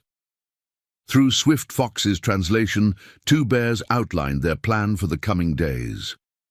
"We will continue west tomorrow, then turn north toward the place. Called Devil's Tower by white men. Our people name it Bear's Lodge. From there we will head east to the meeting place at Three Eagles." "Will we avoid settlements?" Sarah asked. Two Bears nodded. "There is a trading post 3 days' ride from here, but we will go around it. The man there knows me and might report our passing to the soldiers." Little Eagle, sitting between his parents, asked a question that made the adults exchange glances. "My brother wants to know if you will return to your people eventually or stay with us forever," Swift Fox translated, his tone carefully neutral. All eyes turned to Sarah, awaiting her answer. She considered carefully before responding. "I don't know what the future holds," she said honestly. "For now, I'm grateful for your protection and guidance. I hope someday there will be a way for me to live peacefully in this territory without endangering your family or abandoning my profession." When Swift Fox translated this, Two Bears nodded approvingly, and Wachiwi reached across to squeeze Sarah's hand briefly. Little Eagle looked disappointed but accepting. Mapia spoke then, her weathered face animated in the flickering firelight. "My grandmother says that paths that seem separate often join unexpectedly," Swift Fox translated. "She had a dream last night of an eagle and a dove flying together, neither bird changing its nature, yet sharing the same sky. A powerful vision," Two Bears commented, inclining his head respectfully toward his mother. The conversation shifted to practical matters, how long the rain might last, whether it was falling in Riverton as well, how this might affect the soldiers' search. Sarah listened, increasingly able to follow the rhythms of Lakota speech, even without understanding most of the words. Later, as Sarah prepared for sleep in the teepee she shared with Mapia and Swift Fox, the old woman approached her with a small object in her hand. It was a carved wooden bird, a meadowlark, Sarah thought, though the simplicity of the carving made precise identification difficult. Mapia placed it in Sarah's palm, speaking softly. She says her husband carved this for her when they were young. Swift Fox, translated from across the tipi. The meadowlark sings at dawn, welcoming each new day regardless of what hardships the previous day brought. She wants you to have it as a reminder that each sunrise offers a fresh beginning. Sarah was touched by the unexpected gift. Please tell her I'll treasure it and remember its meaning. After Mapia had settled onto her sleeping furs, Swift Fox spoke quietly to Sarah. My grandmother doesn't give her treasures lightly. She sees something in you that has earned her respect. I'm honored, Sarah replied, but I'm not sure what I've done to deserve it. Perhaps it's not what you've done, but who you are, Swift Fox suggested, or who you might become. The rain continued through the night, drumming steadily on the tipi cover. Despite her physical exhaustion, Sarah found sleep elusive. Her mind kept returning to Riverton, wondering what was happening there. Had the soldiers questioned her neighbors? What had Martha Williams thought upon finding her note? Would the school board simply replace her, erasing her presence from the community as easily as rain washed away footprints? Morning brought clearing skies and a landscape transformed by the rainfall. Streams that had been dry now flowed vigorously, and the vegetation seemed to have greened overnight. They broke camp efficiently, leaving minimal evidence of their presence, and continued their journey westward. The day passed without incident, the terrain growing increasingly dramatic as they traveled. Flat-topped buttes rose from the rolling plains, and stands of ponderosa pine became more common. Wildlife was abundant. Deer bounded away at their approach, and once they spotted a small herd of pronghorn antelope in the distance. By late afternoon, they had reached a ridgeline that offered a panoramic view of the surrounding country. Two bears halted the group, surveying the landscape with intense concentration. After a few minutes, he pointed to a thin column of smoke rising from a valley. Perhaps 5 miles distant. Soldiers, he said in English, one of the few words he spoke in Sarah's language. Swift Fox elaborated. My father thinks they have established a camp there, probably planning to continue their search tomorrow.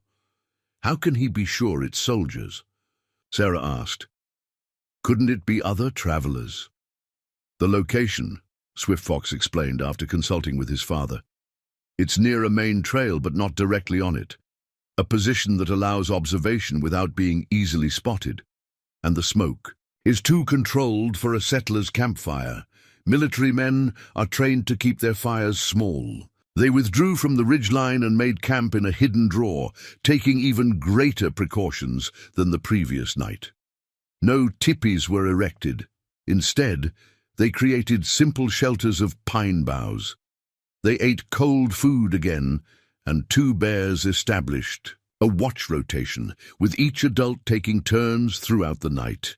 During her watch, Sarah sat wrapped in a buffalo robe, listening to the night sounds of the wilderness. The vastness of the starry sky above made her feel small, yet strangely connected to something greater than herself. She thought of her life in Boston, the elegant townhouse where she had grown up, the social events her mother had insisted she attend, the polite young men who had courted her with carefully rehearsed compliments. How distant that world seemed now, how confined and artificial compared to the raw authenticity of her current circumstances. Here, stripped of social pretenses, she was learning who she truly was, her strengths and limitations, her capacity for adaptation, her deepest values. A slight sound alerted her to Swift Fox's approach as he came to relieve her watch. He moved with such natural silence that she might not have noticed him if not for a deliberately displaced pebble. A courtesy, she realized, to avoid startling her. "Any signs of trouble?" he asked quietly, settling beside her. "None," she replied. "Only peace and stars." They sat in comfortable silence for a moment before Swift Fox spoke again. "Tomorrow we reach more difficult country. The way to Bear's Lodge requires crossing open ground where we might be spotted. My father is concerned."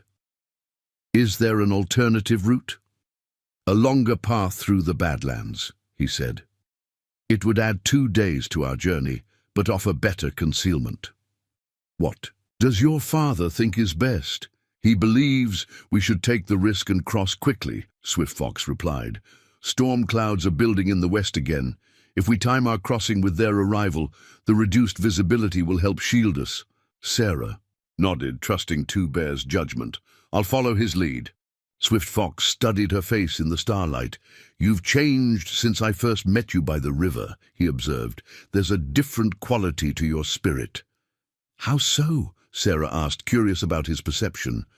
"When I first saw you, you moved through the world like someone who observes but doesn't belong," he explained thoughtfully. "Now you move as if you're part of the land itself, accepting what it offers and what it demands." The insight struck Sarah as profound. "Perhaps I'm learning what your people have always known, that we don't stand apart from the world, but exist within it." Swift Fox nodded, pleased with her understanding. "This is the beginning of wisdom. My grandmother would say your spirit is awakening." Dawn found them already moving, Two Bears setting a brisk pace toward a distant gap between two buttes. They rode in silence, each lost in their own thoughts, as the landscape became increasingly dramatic. Towering rock formations erupted from the plains, evidence of ancient volcanic activity and millennia of erosion. By mid-morning, they had reached the edge of a broad, open valley. On the far side, perhaps 3 miles distant, rose a line of hills that would provide cover for the remainder of their journey to Bear's Lodge. Between lay exposed grassland with little concealment. Two Bears studied the sky, where dark clouds were indeed gathering from the west, though still far off. He conferred briefly with Wachiwi and Mapia, then turned to Sarah and Swift Fox. "We will wait until the storm is closer," Swift Fox translated his father's decision. "Then cross as quickly as possible. The rain will hide us, and few travelers would be abroad in such weather." They withdrew to a sheltered spot below the ridgeline and prepared for the crossing. Wachiwi tightened the straps on all their packs and added additional rawhide covers to protect important items from the coming downpour. Two Bears checked each horse's hooves, ensuring they were ready for a swift journey. Little Eagle, sensing the tension, remained unusually quiet, staying close to his mother. Even Mapia's normally impassive face showed concern as she gazed periodically at the darkening sky. As the leading edge of the storm reached them, bringing gusting wind and the first scattered raindrops, Two Bears gave the signal to mount up. He led them to the edge of the open ground, surveying it one final time before committing to the crossing. Just as they were about to urge their horses forward, Swift Fox raised his hand in warning. He pointed to the northern end of the valley, where a dust cloud was just becoming visible, riders approaching at a gallop. "Soldiers," Two Bears stated grimly, this time using the English word as a curse. The storm was still minutes away from providing its promised cover, but their window for crossing undetected was closing rapidly. The approaching riders would have a clear view of the valley in moments. Two Bears made a swift decision, gesturing urgently for the group to follow him away from the valley's edge, back down the slope they had ascended. They retreated, perhaps 100 yards to where a tumble of massive boulders created a natural fortress. "We must hide the horses and ourselves," Swift Fox translated, as his father issued rapid instructions. "If we are spotted, we will be pursued. If we are pursued, we will be caught. If we are caught—" He left the consequences unspoken, working. Quickly, they led the horses into a narrow defile between the largest boulders, where they would be concealed from casual observation. Two bears directed Sarah and the others to take shelter in a small cave-like opening formed by fallen rocks. "What about you?" Sarah asked as Swift Fox translated the instructions. "My father will keep watch," came the reply. "If the soldiers pass without seeing us, we can attempt the crossing when the storm fully arrives. And if they do see us," Two Bears answered directly, his expression resolute. "Then I will lead them away from you," Swift Fox translated. "You must continue to Bear's Lodge without me." Before Sarah could protest this self-sacrificing plan, the sound of hoofbeats grew suddenly louder. The soldiers had changed direction. They were heading directly toward the rocky outcrop where the group had taken refuge. Time seemed to slow as the hoofbeats grew louder. Inside their rocky shelter, Sarah could feel Little Eagle trembling against her side. Wachiwi pulled her son closer, one hand covering his mouth to ensure his silence. Mapia's eyes were closed, her lips moving in silent prayer. Swift Fox crouched at the entrance to their hiding place, a knife in his hand, though what good a single blade would do against army rifles, Sarah couldn't imagine. Two bears had vanished, among the boulders, moving with the silent grace of a mountain lion. Through a small gap in the rocks, Sarah could just make out the approaching riders, 6 soldiers in blue uniforms, led by a man whose insignia marked him as a lieutenant. They moved with the watchful tension of men expecting trouble, rifles held at the ready. The storm clouds had darkened the sky, but the rain held off, as if nature itself were conspiring to aid their pursuers. A gust of wind sent a swirl of dust into the air, causing one of the horses to sneeze. Sarah's heart nearly stopped, certain the sound would give them away. The lieutenant raised his hand, signaling the patrol to halt perhaps 50 yards from their hiding place. He stood in his stirrups, surveying the rocky outcrop with clear suspicion. "Fan out," Sarah heard him order. "Check those rocks. Could be a perfect spot for an ambush." The soldiers began to dismount, preparing to search the boulder field on foot. Discovery seemed inevitable. Sarah exchanged a glance with Swift Fox, whose expression confirmed her fears. If the soldiers found them, there was no plausible explanation for why a white woman would be hiding with the Lakota family. At best, she would be forcibly rescued, and they would be arrested. At worst, a sudden movement on the ridgeline above caught everyone's attention. A lone rider on a distinctive paint horse appeared silhouetted against the darkening sky, Two Bears deliberately showing himself. He raised his arm in what might have been a signal to non-existent companions, then wheeled his horse and disappeared. Over the ridge. "There," the lieutenant shouted. "Mounted pursuit, now!" The soldiers scrambled back onto their horses, abandoning their plan to search the rocks in favor of chasing the fleeing rider. Within moments, they had galloped away, the thunder of hooves fading as they pursued Two Bears up and over the ridge. Swift Fox immediately moved to the entrance of their shelter. "We must cross the valley now," he said urgently. "My father has given us this chance at great risk to himself." "But what about him?" Sarah asked as they hurried to retrieve their horses. "He knows these lands better than any man," Swift Fox replied, helping his grandmother mount.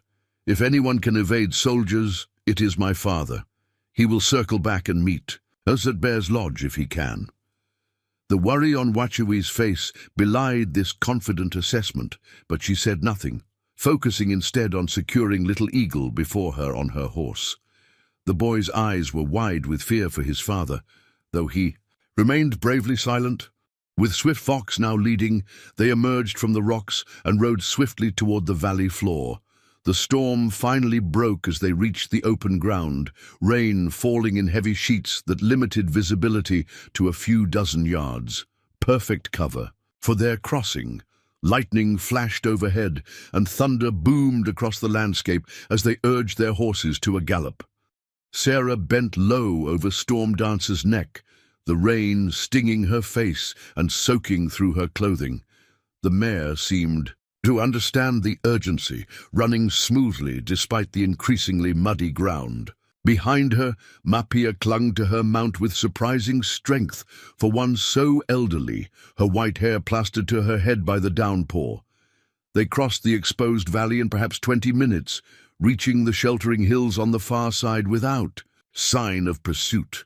Swift Fox led them into a dense stand of pines that offered some protection from the worst of the storm, where they paused to catch their breath and assess their situation. "Will your father know to meet us here?" Sarah asked, water streaming from her drenched clothing. Swift Fox shook his head. "Not here. We must continue to Bear's Lodge as planned. It's still a day's journey from this point." Wachiwi spoke up, her voice tight with concern. Swift Fox translated, "My mother says we should find shelter until the storm passes. Little Eagle is cold and grandmother is not young." They found a suitable location deeper in the pines, a small clearing sheltered by overhanging branches that kept the worst of the rain at bay. Working together, they created a simple lean-to using branches and the oilskin covers from their packs. It was cramped and far from comfortable, but it provided enough protection to build a small, nearly smokeless fire using the dry inner bark of pine trees and deadwood sheltered beneath fallen logs. As they huddled around the tiny flame, Sarah noticed Little Eagle's miserable expression. Though he hadn't complained, the boy was clearly frightened for his father and chilled to the bone. She removed her outer garment, a leather vest Wachiwi had given her, and wrapped it around his shoulders. "Your father is very brave," she told him, knowing he wouldn't understand her words, but hoping her tone would convey reassurance. "He'll find his way back to us," Swift Fox translated, and Little Eagle nodded solemnly, clutching the vest around himself. "He says thank you," Swift Fox added, and that his father taught him that a warrior must be strong even when afraid. The storm continued unabated for hours, transforming the landscape outside their shelter into a world of water and mud. They ate sparingly from their provisions, saving as much as possible for the journey ahead. No one spoke much, each lost in their own thoughts about Two Bear's fate and their own precarious situation. As evening approached and the rain finally began to slacken, Swift Fox ventured out to scout their surroundings. He returned looking grim. "The valley is flooded," he reported. "The soldiers would have been forced to seek higher ground, which means they may still be searching the ridges. We should remain here tonight and continue at first light." Mapia spoke, then addressing Swift Fox at length. When she finished, he turned to Sarah. "My grandmother says we must perform a ceremony tonight to ask the spirits to protect my father," he explained. "She asks if you would participate. It is unusual to include an outsider, but she believes your presence might strengthen the prayer." "I would be honored," Sarah replied, touched by the invitation. They waited until full darkness before beginning. Swift Fox cleared a small space and arranged stones in a circular pattern. Wachiwi produced a small pouch of herbs from her belongings, which she sprinkled over the coals of their fire, creating fragrant smoke that filled their shelter. Mapia began a low, rhythmic chant, her voice stronger than Sarah would have expected. From one so aged, Swift Fox instructed Sarah to sit opposite his grandmother in the circle. "Place your hands on the earth," he said. "Feel its strength beneath you. The same earth supports my father wherever he is tonight." The ceremony continued for perhaps an hour, with Mapia leading prayers in Lakota that Swift Fox occasionally translated in whispers. They called upon ancestors, upon the spirits of the four directions, upon the sacred beings that inhabited the natural world around them. Throughout it all, Sarah felt a growing sense of connection, not just to the family with whom she shared this shelter, but to something larger and more profound. When the ceremony concluded, Mapia reached across the circle and took Sarah's hands. In her own, she spoke directly to her, maintaining eye contact despite the language barrier between them. My grandmother says that tonight you have shared in our most sacred ways, Swift Fox translated. She says the spirits have accepted your presence among us. From this night forward, you carry a piece of our people's heart within you, as we now carry a piece of yours. Tears welled in Sarah's eyes at the simple profundity of this statement. Tell her I feel the truth of her words, she replied, and that I will honor the trust she has placed in me. After the ceremony, they settled in to sleep as best they could in the cramped shelter. Despite her physical discomfort, wet clothing, hard ground, limited space, Sarah felt a curious peace. Whatever dangers tomorrow might bring, tonight she had been granted a privilege few outsiders ever experienced, genuine acceptance into the spiritual life of the Lakota. Morning brought clearing skies and the challenge of continuing their journey without Two Bears' guidance. Swift Fox stepped naturally into the leadership role, though Sarah noted how frequently he consulted with his mother and grandmother before making decisions.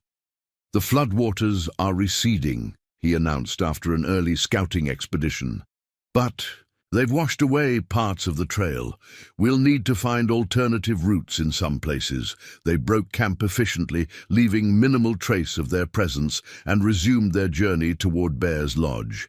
The landscape grew increasingly dramatic as they traveled, with towering rock formations and deep canyons requiring careful navigation. Swift Fox proved a capable guide, though not as confident in his route finding as his father had been.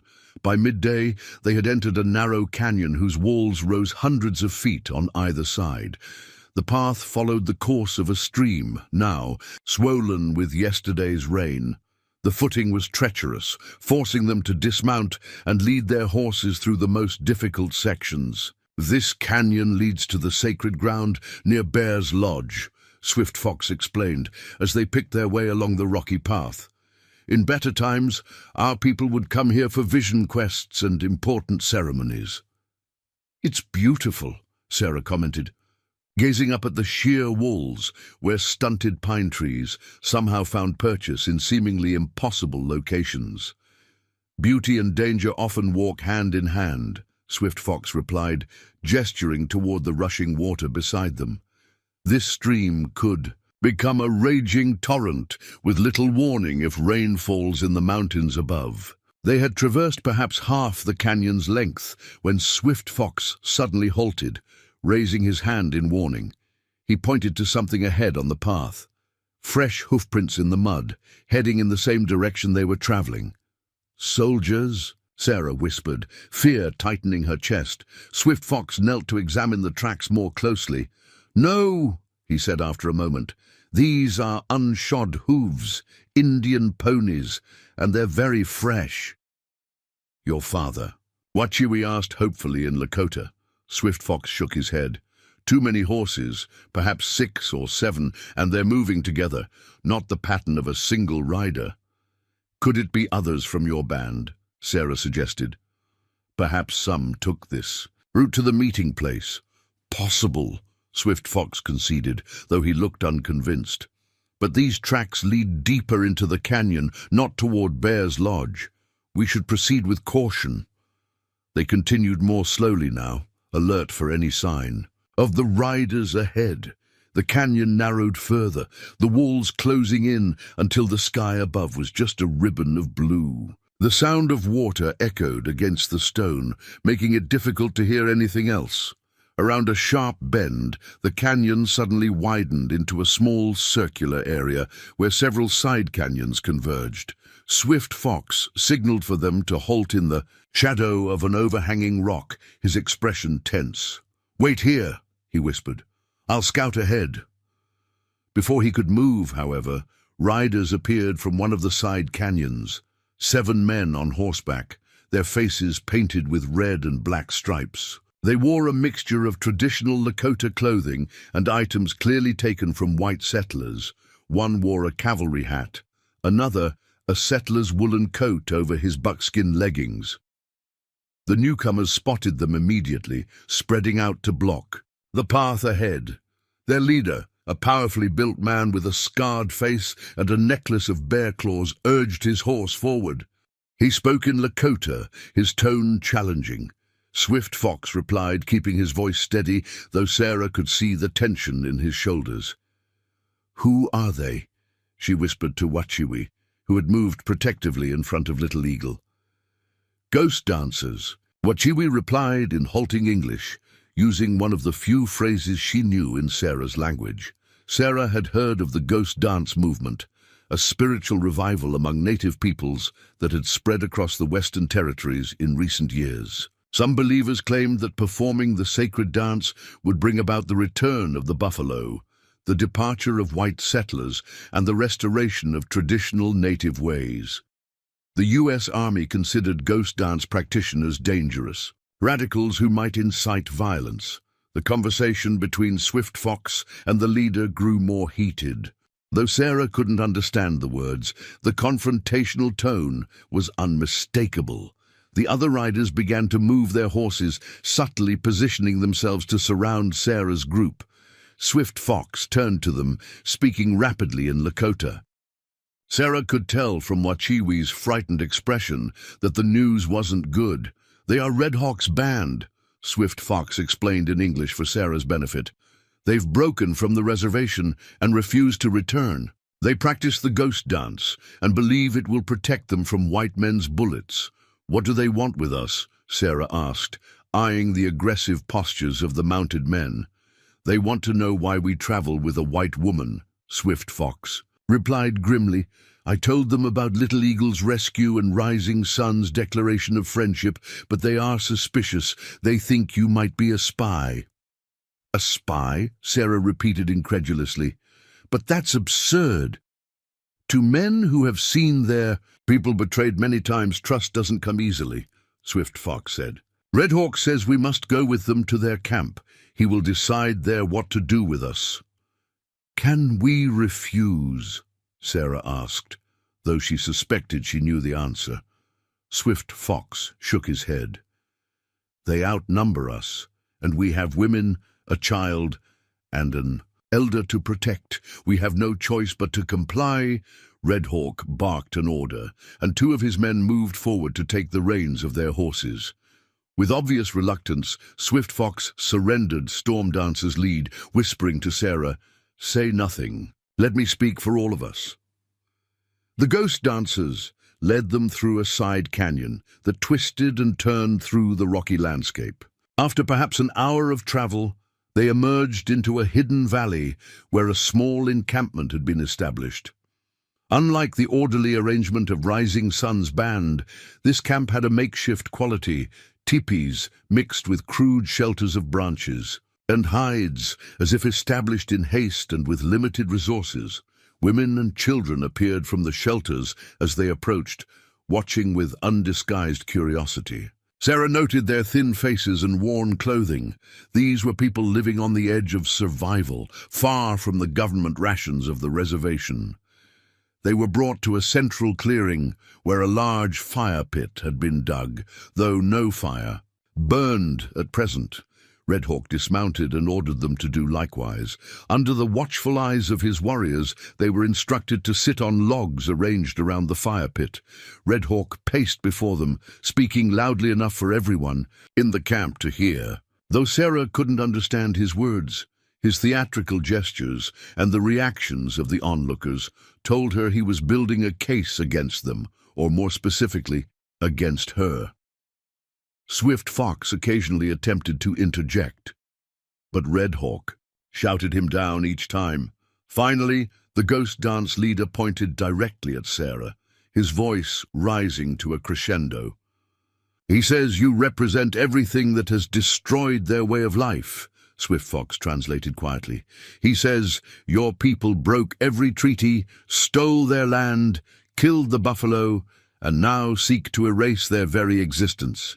He says that by bringing you into sacred territory, we have desecrated places the white eyes should never see." "What does he intend to do?" Sarah asked, fighting to keep her voice steady. Before Swift Fox could answer, a commotion erupted at the edge of the camp. Warriors rushed to investigate, returning moments later with a single prisoner walking between them. Two bears, his hands bound before him, his face bearing a fresh cut above one eye. Wachiwi cried out at the sight of her husband, while Little Eagle buried his face against her side. Two Bear's expression remained stoic as he was brought forward and forced to kneel before Red Hawk. "My father," Swift Fox whispered, tension evident in every line of his body. "They must have captured him while he was trying to find us." Red Hawk addressed Two Bears contemptuously, gesturing towards Sarah and the others. Two Bears replied with dignity despite his bonds, speaking at length in a measured tone. Whatever he said clearly angered Red Hawk, who struck him across the face with an open hand. Swift Fox started to rise, but Mapia gripped his arm, restraining him. The old woman's eyes were alert, calculating, watching the dynamics of the confrontation with the wisdom of her years. "What's happening?" Sarah whispered, feeling helpless as the exchange continued. "Red Hawk accuses my father of betraying our own people by associating with whites," Swift Fox replied, his voice tight with controlled fury. "My father is reminding him that Rising Sun, our chief, made his decision after careful consideration, and that Red Hawk has no authority to overrule him." The confrontation intensified, with Red Hawk growing increasingly agitated, while Two Bears maintained his composure. Finally, the ghost dance leader turned to address the gathered members of his band, clearly making some sort of proclamation. "He says they will hold a council tonight to decide our fate," Swift Fox translated, his expression grim. "Until then, we are to be kept under guard in that shelter." He nodded toward a crude lean-to at the edge of the clearing. As Red Hawk's warriors moved to escort them to their makeshift prison, Sarah caught Two Bears' eye. Despite his injury and the precariousness of their situation, she saw no fear in his gaze, only a steady resolve that somehow conveyed reassurance. Whatever happened next, Two Bears would face it with the same courage and dignity he had shown throughout their journey. The question was whether courage alone would be enough to save them from Red Hawk's evident hatred and the desperate anger of his followers. The lean-to where they were confined offered little protection from the elements and less from the hostile stares of Red Hawk's followers. Two guards stood watch outside, their rifles held at the ready. Inside, the family huddled together, speaking in hushed tones. "How badly are you hurt?" Wachiwi asked her husband, examining the cut above his eye. "It's nothing," Two Bears replied, though the dried blood on his temple suggested otherwise. "I was careless. After leading the soldiers away, I circled back to find you, but rode into Red Hawk scouts instead." Little Eagle clung to his father, relief at his return, tempered by their dangerous circumstances. Mapia sat slightly apart, her eyes closed in what might have been prayer or deep thought. "What will happen at the council?" Sarah asked Swift Fox. He exchanged a glance with his father before answering. "Red Hawk will argue that you should be killed as an example, and the rest of us punished for bringing you here. He believes that only by completely rejecting all white ways can his people survive. And he has followers who share this belief," Two Bears added, his words translated by his son. "Men and women who have lost everything and see no future except through the ghost dance and its promises." "Can't we explain why I'm here? That I saved Little Eagle's life?" Sarah suggested. Two Bears shook his head. "Red Hawk knows this already. He doesn't care. To him, one good act doesn't balance the evils committed by your people." "Is there no way to reason with him?" Sarah pressed. "Red Hawk's heart is consumed by hatred," Two Bears replied, "and fear. The ghost dance gives him power he never had before, the power to offer hope, even if it's false hope." As twilight deepened into night, they could see preparations being made for the council. A great fire was lit in the central clearing, and the members of the band gathered around it. Red Hawk took a position of prominence, wearing an elaborate headdress and a shirt decorated with symbols Sarah didn't recognize, the ghost shirt, Swift Fox whispered, noticing her gaze. "He believes it will stop bullets from harming him." A drum began to beat, its rhythm like a heartbeat in the night. Red Hawk rose and began to dance around the fire, soon joined by others. Their movements became increasingly frenzied as the drumbeat quickened, some dancers falling into trance-like states. "They're trying to summon spirit power before making their decision," Two Bears explained through Swift Fox. After perhaps an hour of this ceremonial preparation, Red Hawk halted the dance. He gestured toward their shelter, and the guards moved to bring them to the council. They were positioned facing Red Hawk across the fire, with the band members forming a circle around them. The firelight cast dramatic shadows, making the painted faces of the ghost dancers appear even more intimidating. Red Hawk began to speak, his voice rising and falling dramatically as he addressed his followers. Though Sarah couldn't understand his words, the hatred in his eyes when he looked at her required no translation. Two Bears listened impassively until Red Hawk finished, then rose to speak despite his bonds. He addressed the gathered band with dignity and force, his voice steady and assured. Several times during his speech, Sarah noticed confused or thoughtful expressions, replacing the hostility on some listeners' faces. When Two Bears finished, Red Hawk responded angrily, gesturing expansively at the night sky and then pointing accusingly at Sarah. Other men rose to speak as well, some seemingly in support of Red Hawk, others more measured in their comments. "What are they saying?" Sarah whispered to Swift Fox. "Red Hawk claims you represent the destruction of our way of life." He translated quietly. "My father reminds them that hatred has never brought our people strength, only more suffering. He speaks of rising sun's wisdom in recognizing that some whites, like you, can be bridges between our worlds rather than enemies." The debate continued, growing more heated. Red Hawk's most fervent supporters called for immediate action, while others counseled caution. Through it all, Sarah noticed Mapia watching silently, her ancient eyes missing nothing. Finally, the old woman rose. A hush fell over the gathering as she walked slowly to the center of the circle. Though physically frail, her presence commanded immediate respect. Even Red Hawk fell silent. Mapia began to speak, her voice surprisingly strong. She gestured toward Sarah, then to Little Eagle, then upward at the stars overhead. As she continued, Sarah saw several of the ghost dancers exchange troubled glances. "My grandmother speaks of visions she has had," Swift Fox translated softly. "Visions of the future. She says that Red Hawk's path leads only to more death and suffering for our people. She says the ghost dance, while born of genuine spiritual power, has been twisted by fear and desperation." Mapia turned to face Red Hawk directly, challenging him with words Swift Fox didn't need to translate. Their power was evident in her stance and tone.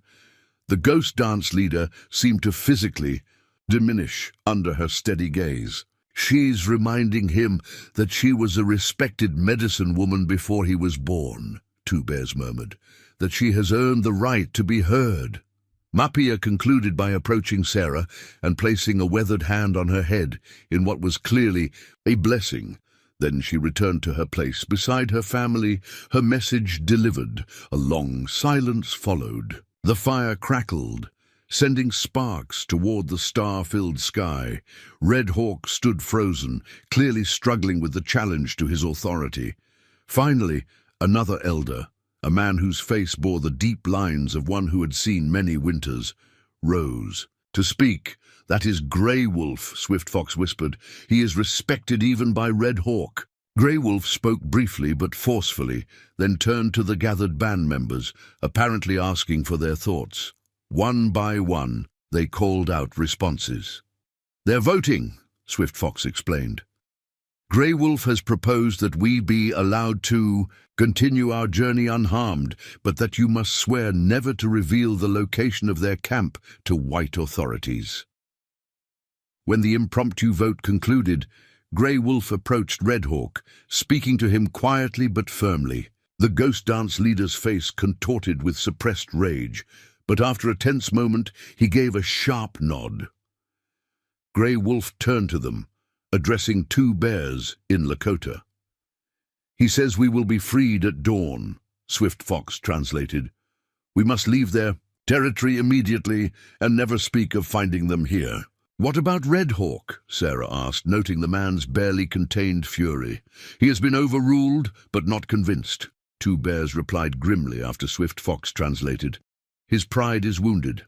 Such men are always dangerous." They were escorted back to their shelter, though the atmosphere had subtly changed. The guards seemed less hostile, and one even offered them water and some dried meat. "Mapia saved us," Sarah said quietly as they settled in for the night. "What exactly did she say to sway them?" Swift Fox hesitated before answering. "My grandmother told them she had seen two futures in her visions. In one, they killed you and continued on Red Hawk's path, which led to their destruction at the hands of soldiers within a moon's passing. In the other, they honored the ancient laws of hospitality and lived to see the next spring's growth." "Was it true? Did she really have such visions?" Sarah asked. Swift Fox smiled slightly. "My grandmother has always had a gift for seeing what might be. Whether she saw these specific futures or simply understood what would likely happen," he shrugged, "the effect is the same." Dawn came with a heavy mist shrouding the valley. They were brought before Grey Wolf, who had assumed leadership of the proceedings. Red Hawk was notably absent. Grey Wolf returned their possessions and spoke briefly to two bears, who nodded in response.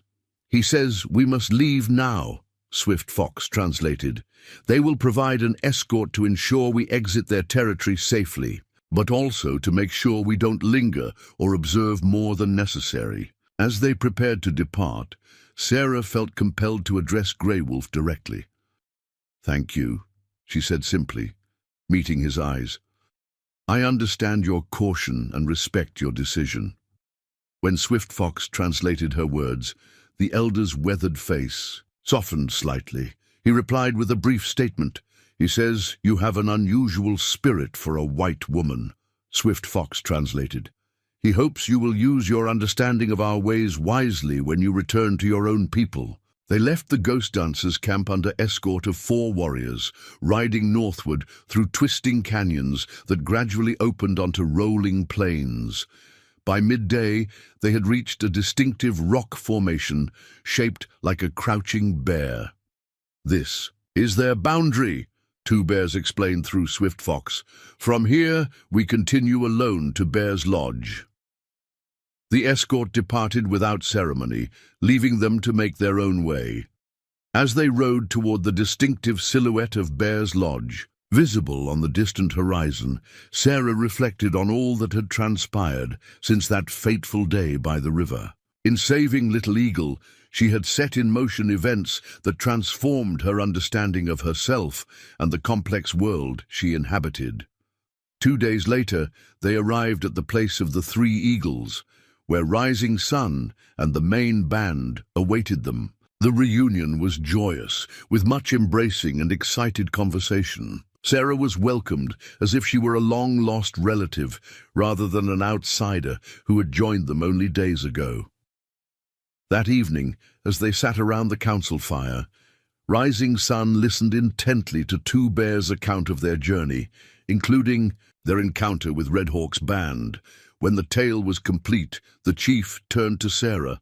"My grandson's life water was returned to him through your courage," he said, Swift Fox translating. "Now you have shared in both the beauty and danger of our people's path. What lies in your heart after these experiences?" Sarah considered her answer carefully. "I came west, seeking purpose," she replied. "I believed I found it in teaching settler children. Now I see that was only part of my journey. There are bridges to be built between our peoples that go beyond mere words in a classroom." When this was translated, Rising Sun nodded approvingly. "The water knows no boundaries," he said. "It flows where it must, nourishing all it touches. Perhaps you are like the water, Mni Wikoni." 2 more weeks passed as Sarah lived among the Lakota, learning their ways and sharing her own knowledge. Eventually, news reached them that the soldiers had returned to Fort Robinson, the search abandoned after finding no trace of the Lakota invasion force. The time came when Sarah needed to make her decision, remain with the Lakota as they moved toward their winter grounds or return to the world she had left behind. Standing atop a hill overlooking the camp, she discussed her thoughts with Swift Fox. "I can do more good as a bridge between our peoples than by hiding from one side," she explained. "There are misconceptions and fears that need challenging on both sides." Swift Fox nodded understanding. "You have become my Wakoni in truth, flowing between worlds, bringing life where you pass." The next day, Rising Sun provided an escort to guide Sarah to Fort Pierre, where she could begin anew without the complications that awaited in Riverton. Before she departed, each member of Two Bear's family presented her with a small token, practical items for her journey that were also symbols of their connection. Little Eagle gave her a tiny carved horse, a miniature version of Storm Dancer. "So you remember to visit," Swift Fox translated the boy's words. As Sarah mounted Storm Dancer for the journey, Rising Sun approached one final time. "The path between our peoples is long and difficult," he said through Swift Fox, "but those who walk it with an open heart make it safer for all who follow. Return to us when you can, Emni Wikoni. You will always have a place at our fire." Sarah rode away with the sunrise warming her back, carrying with her not just memories and gifts, but a newfound understanding of what it meant to truly build bridges between worlds divided by history and misunderstanding. The journey ahead would not be easy, but like water finding its way through the landscape, she would persist, bringing life and connection wherever she flowed. Up next, you've got 2 more standout stories right on your screen. If this one hits the mark, you won't want to pass these up. Just click and check them out. And don't forget to subscribe and turn on the notification bell so you don't miss any upload from us.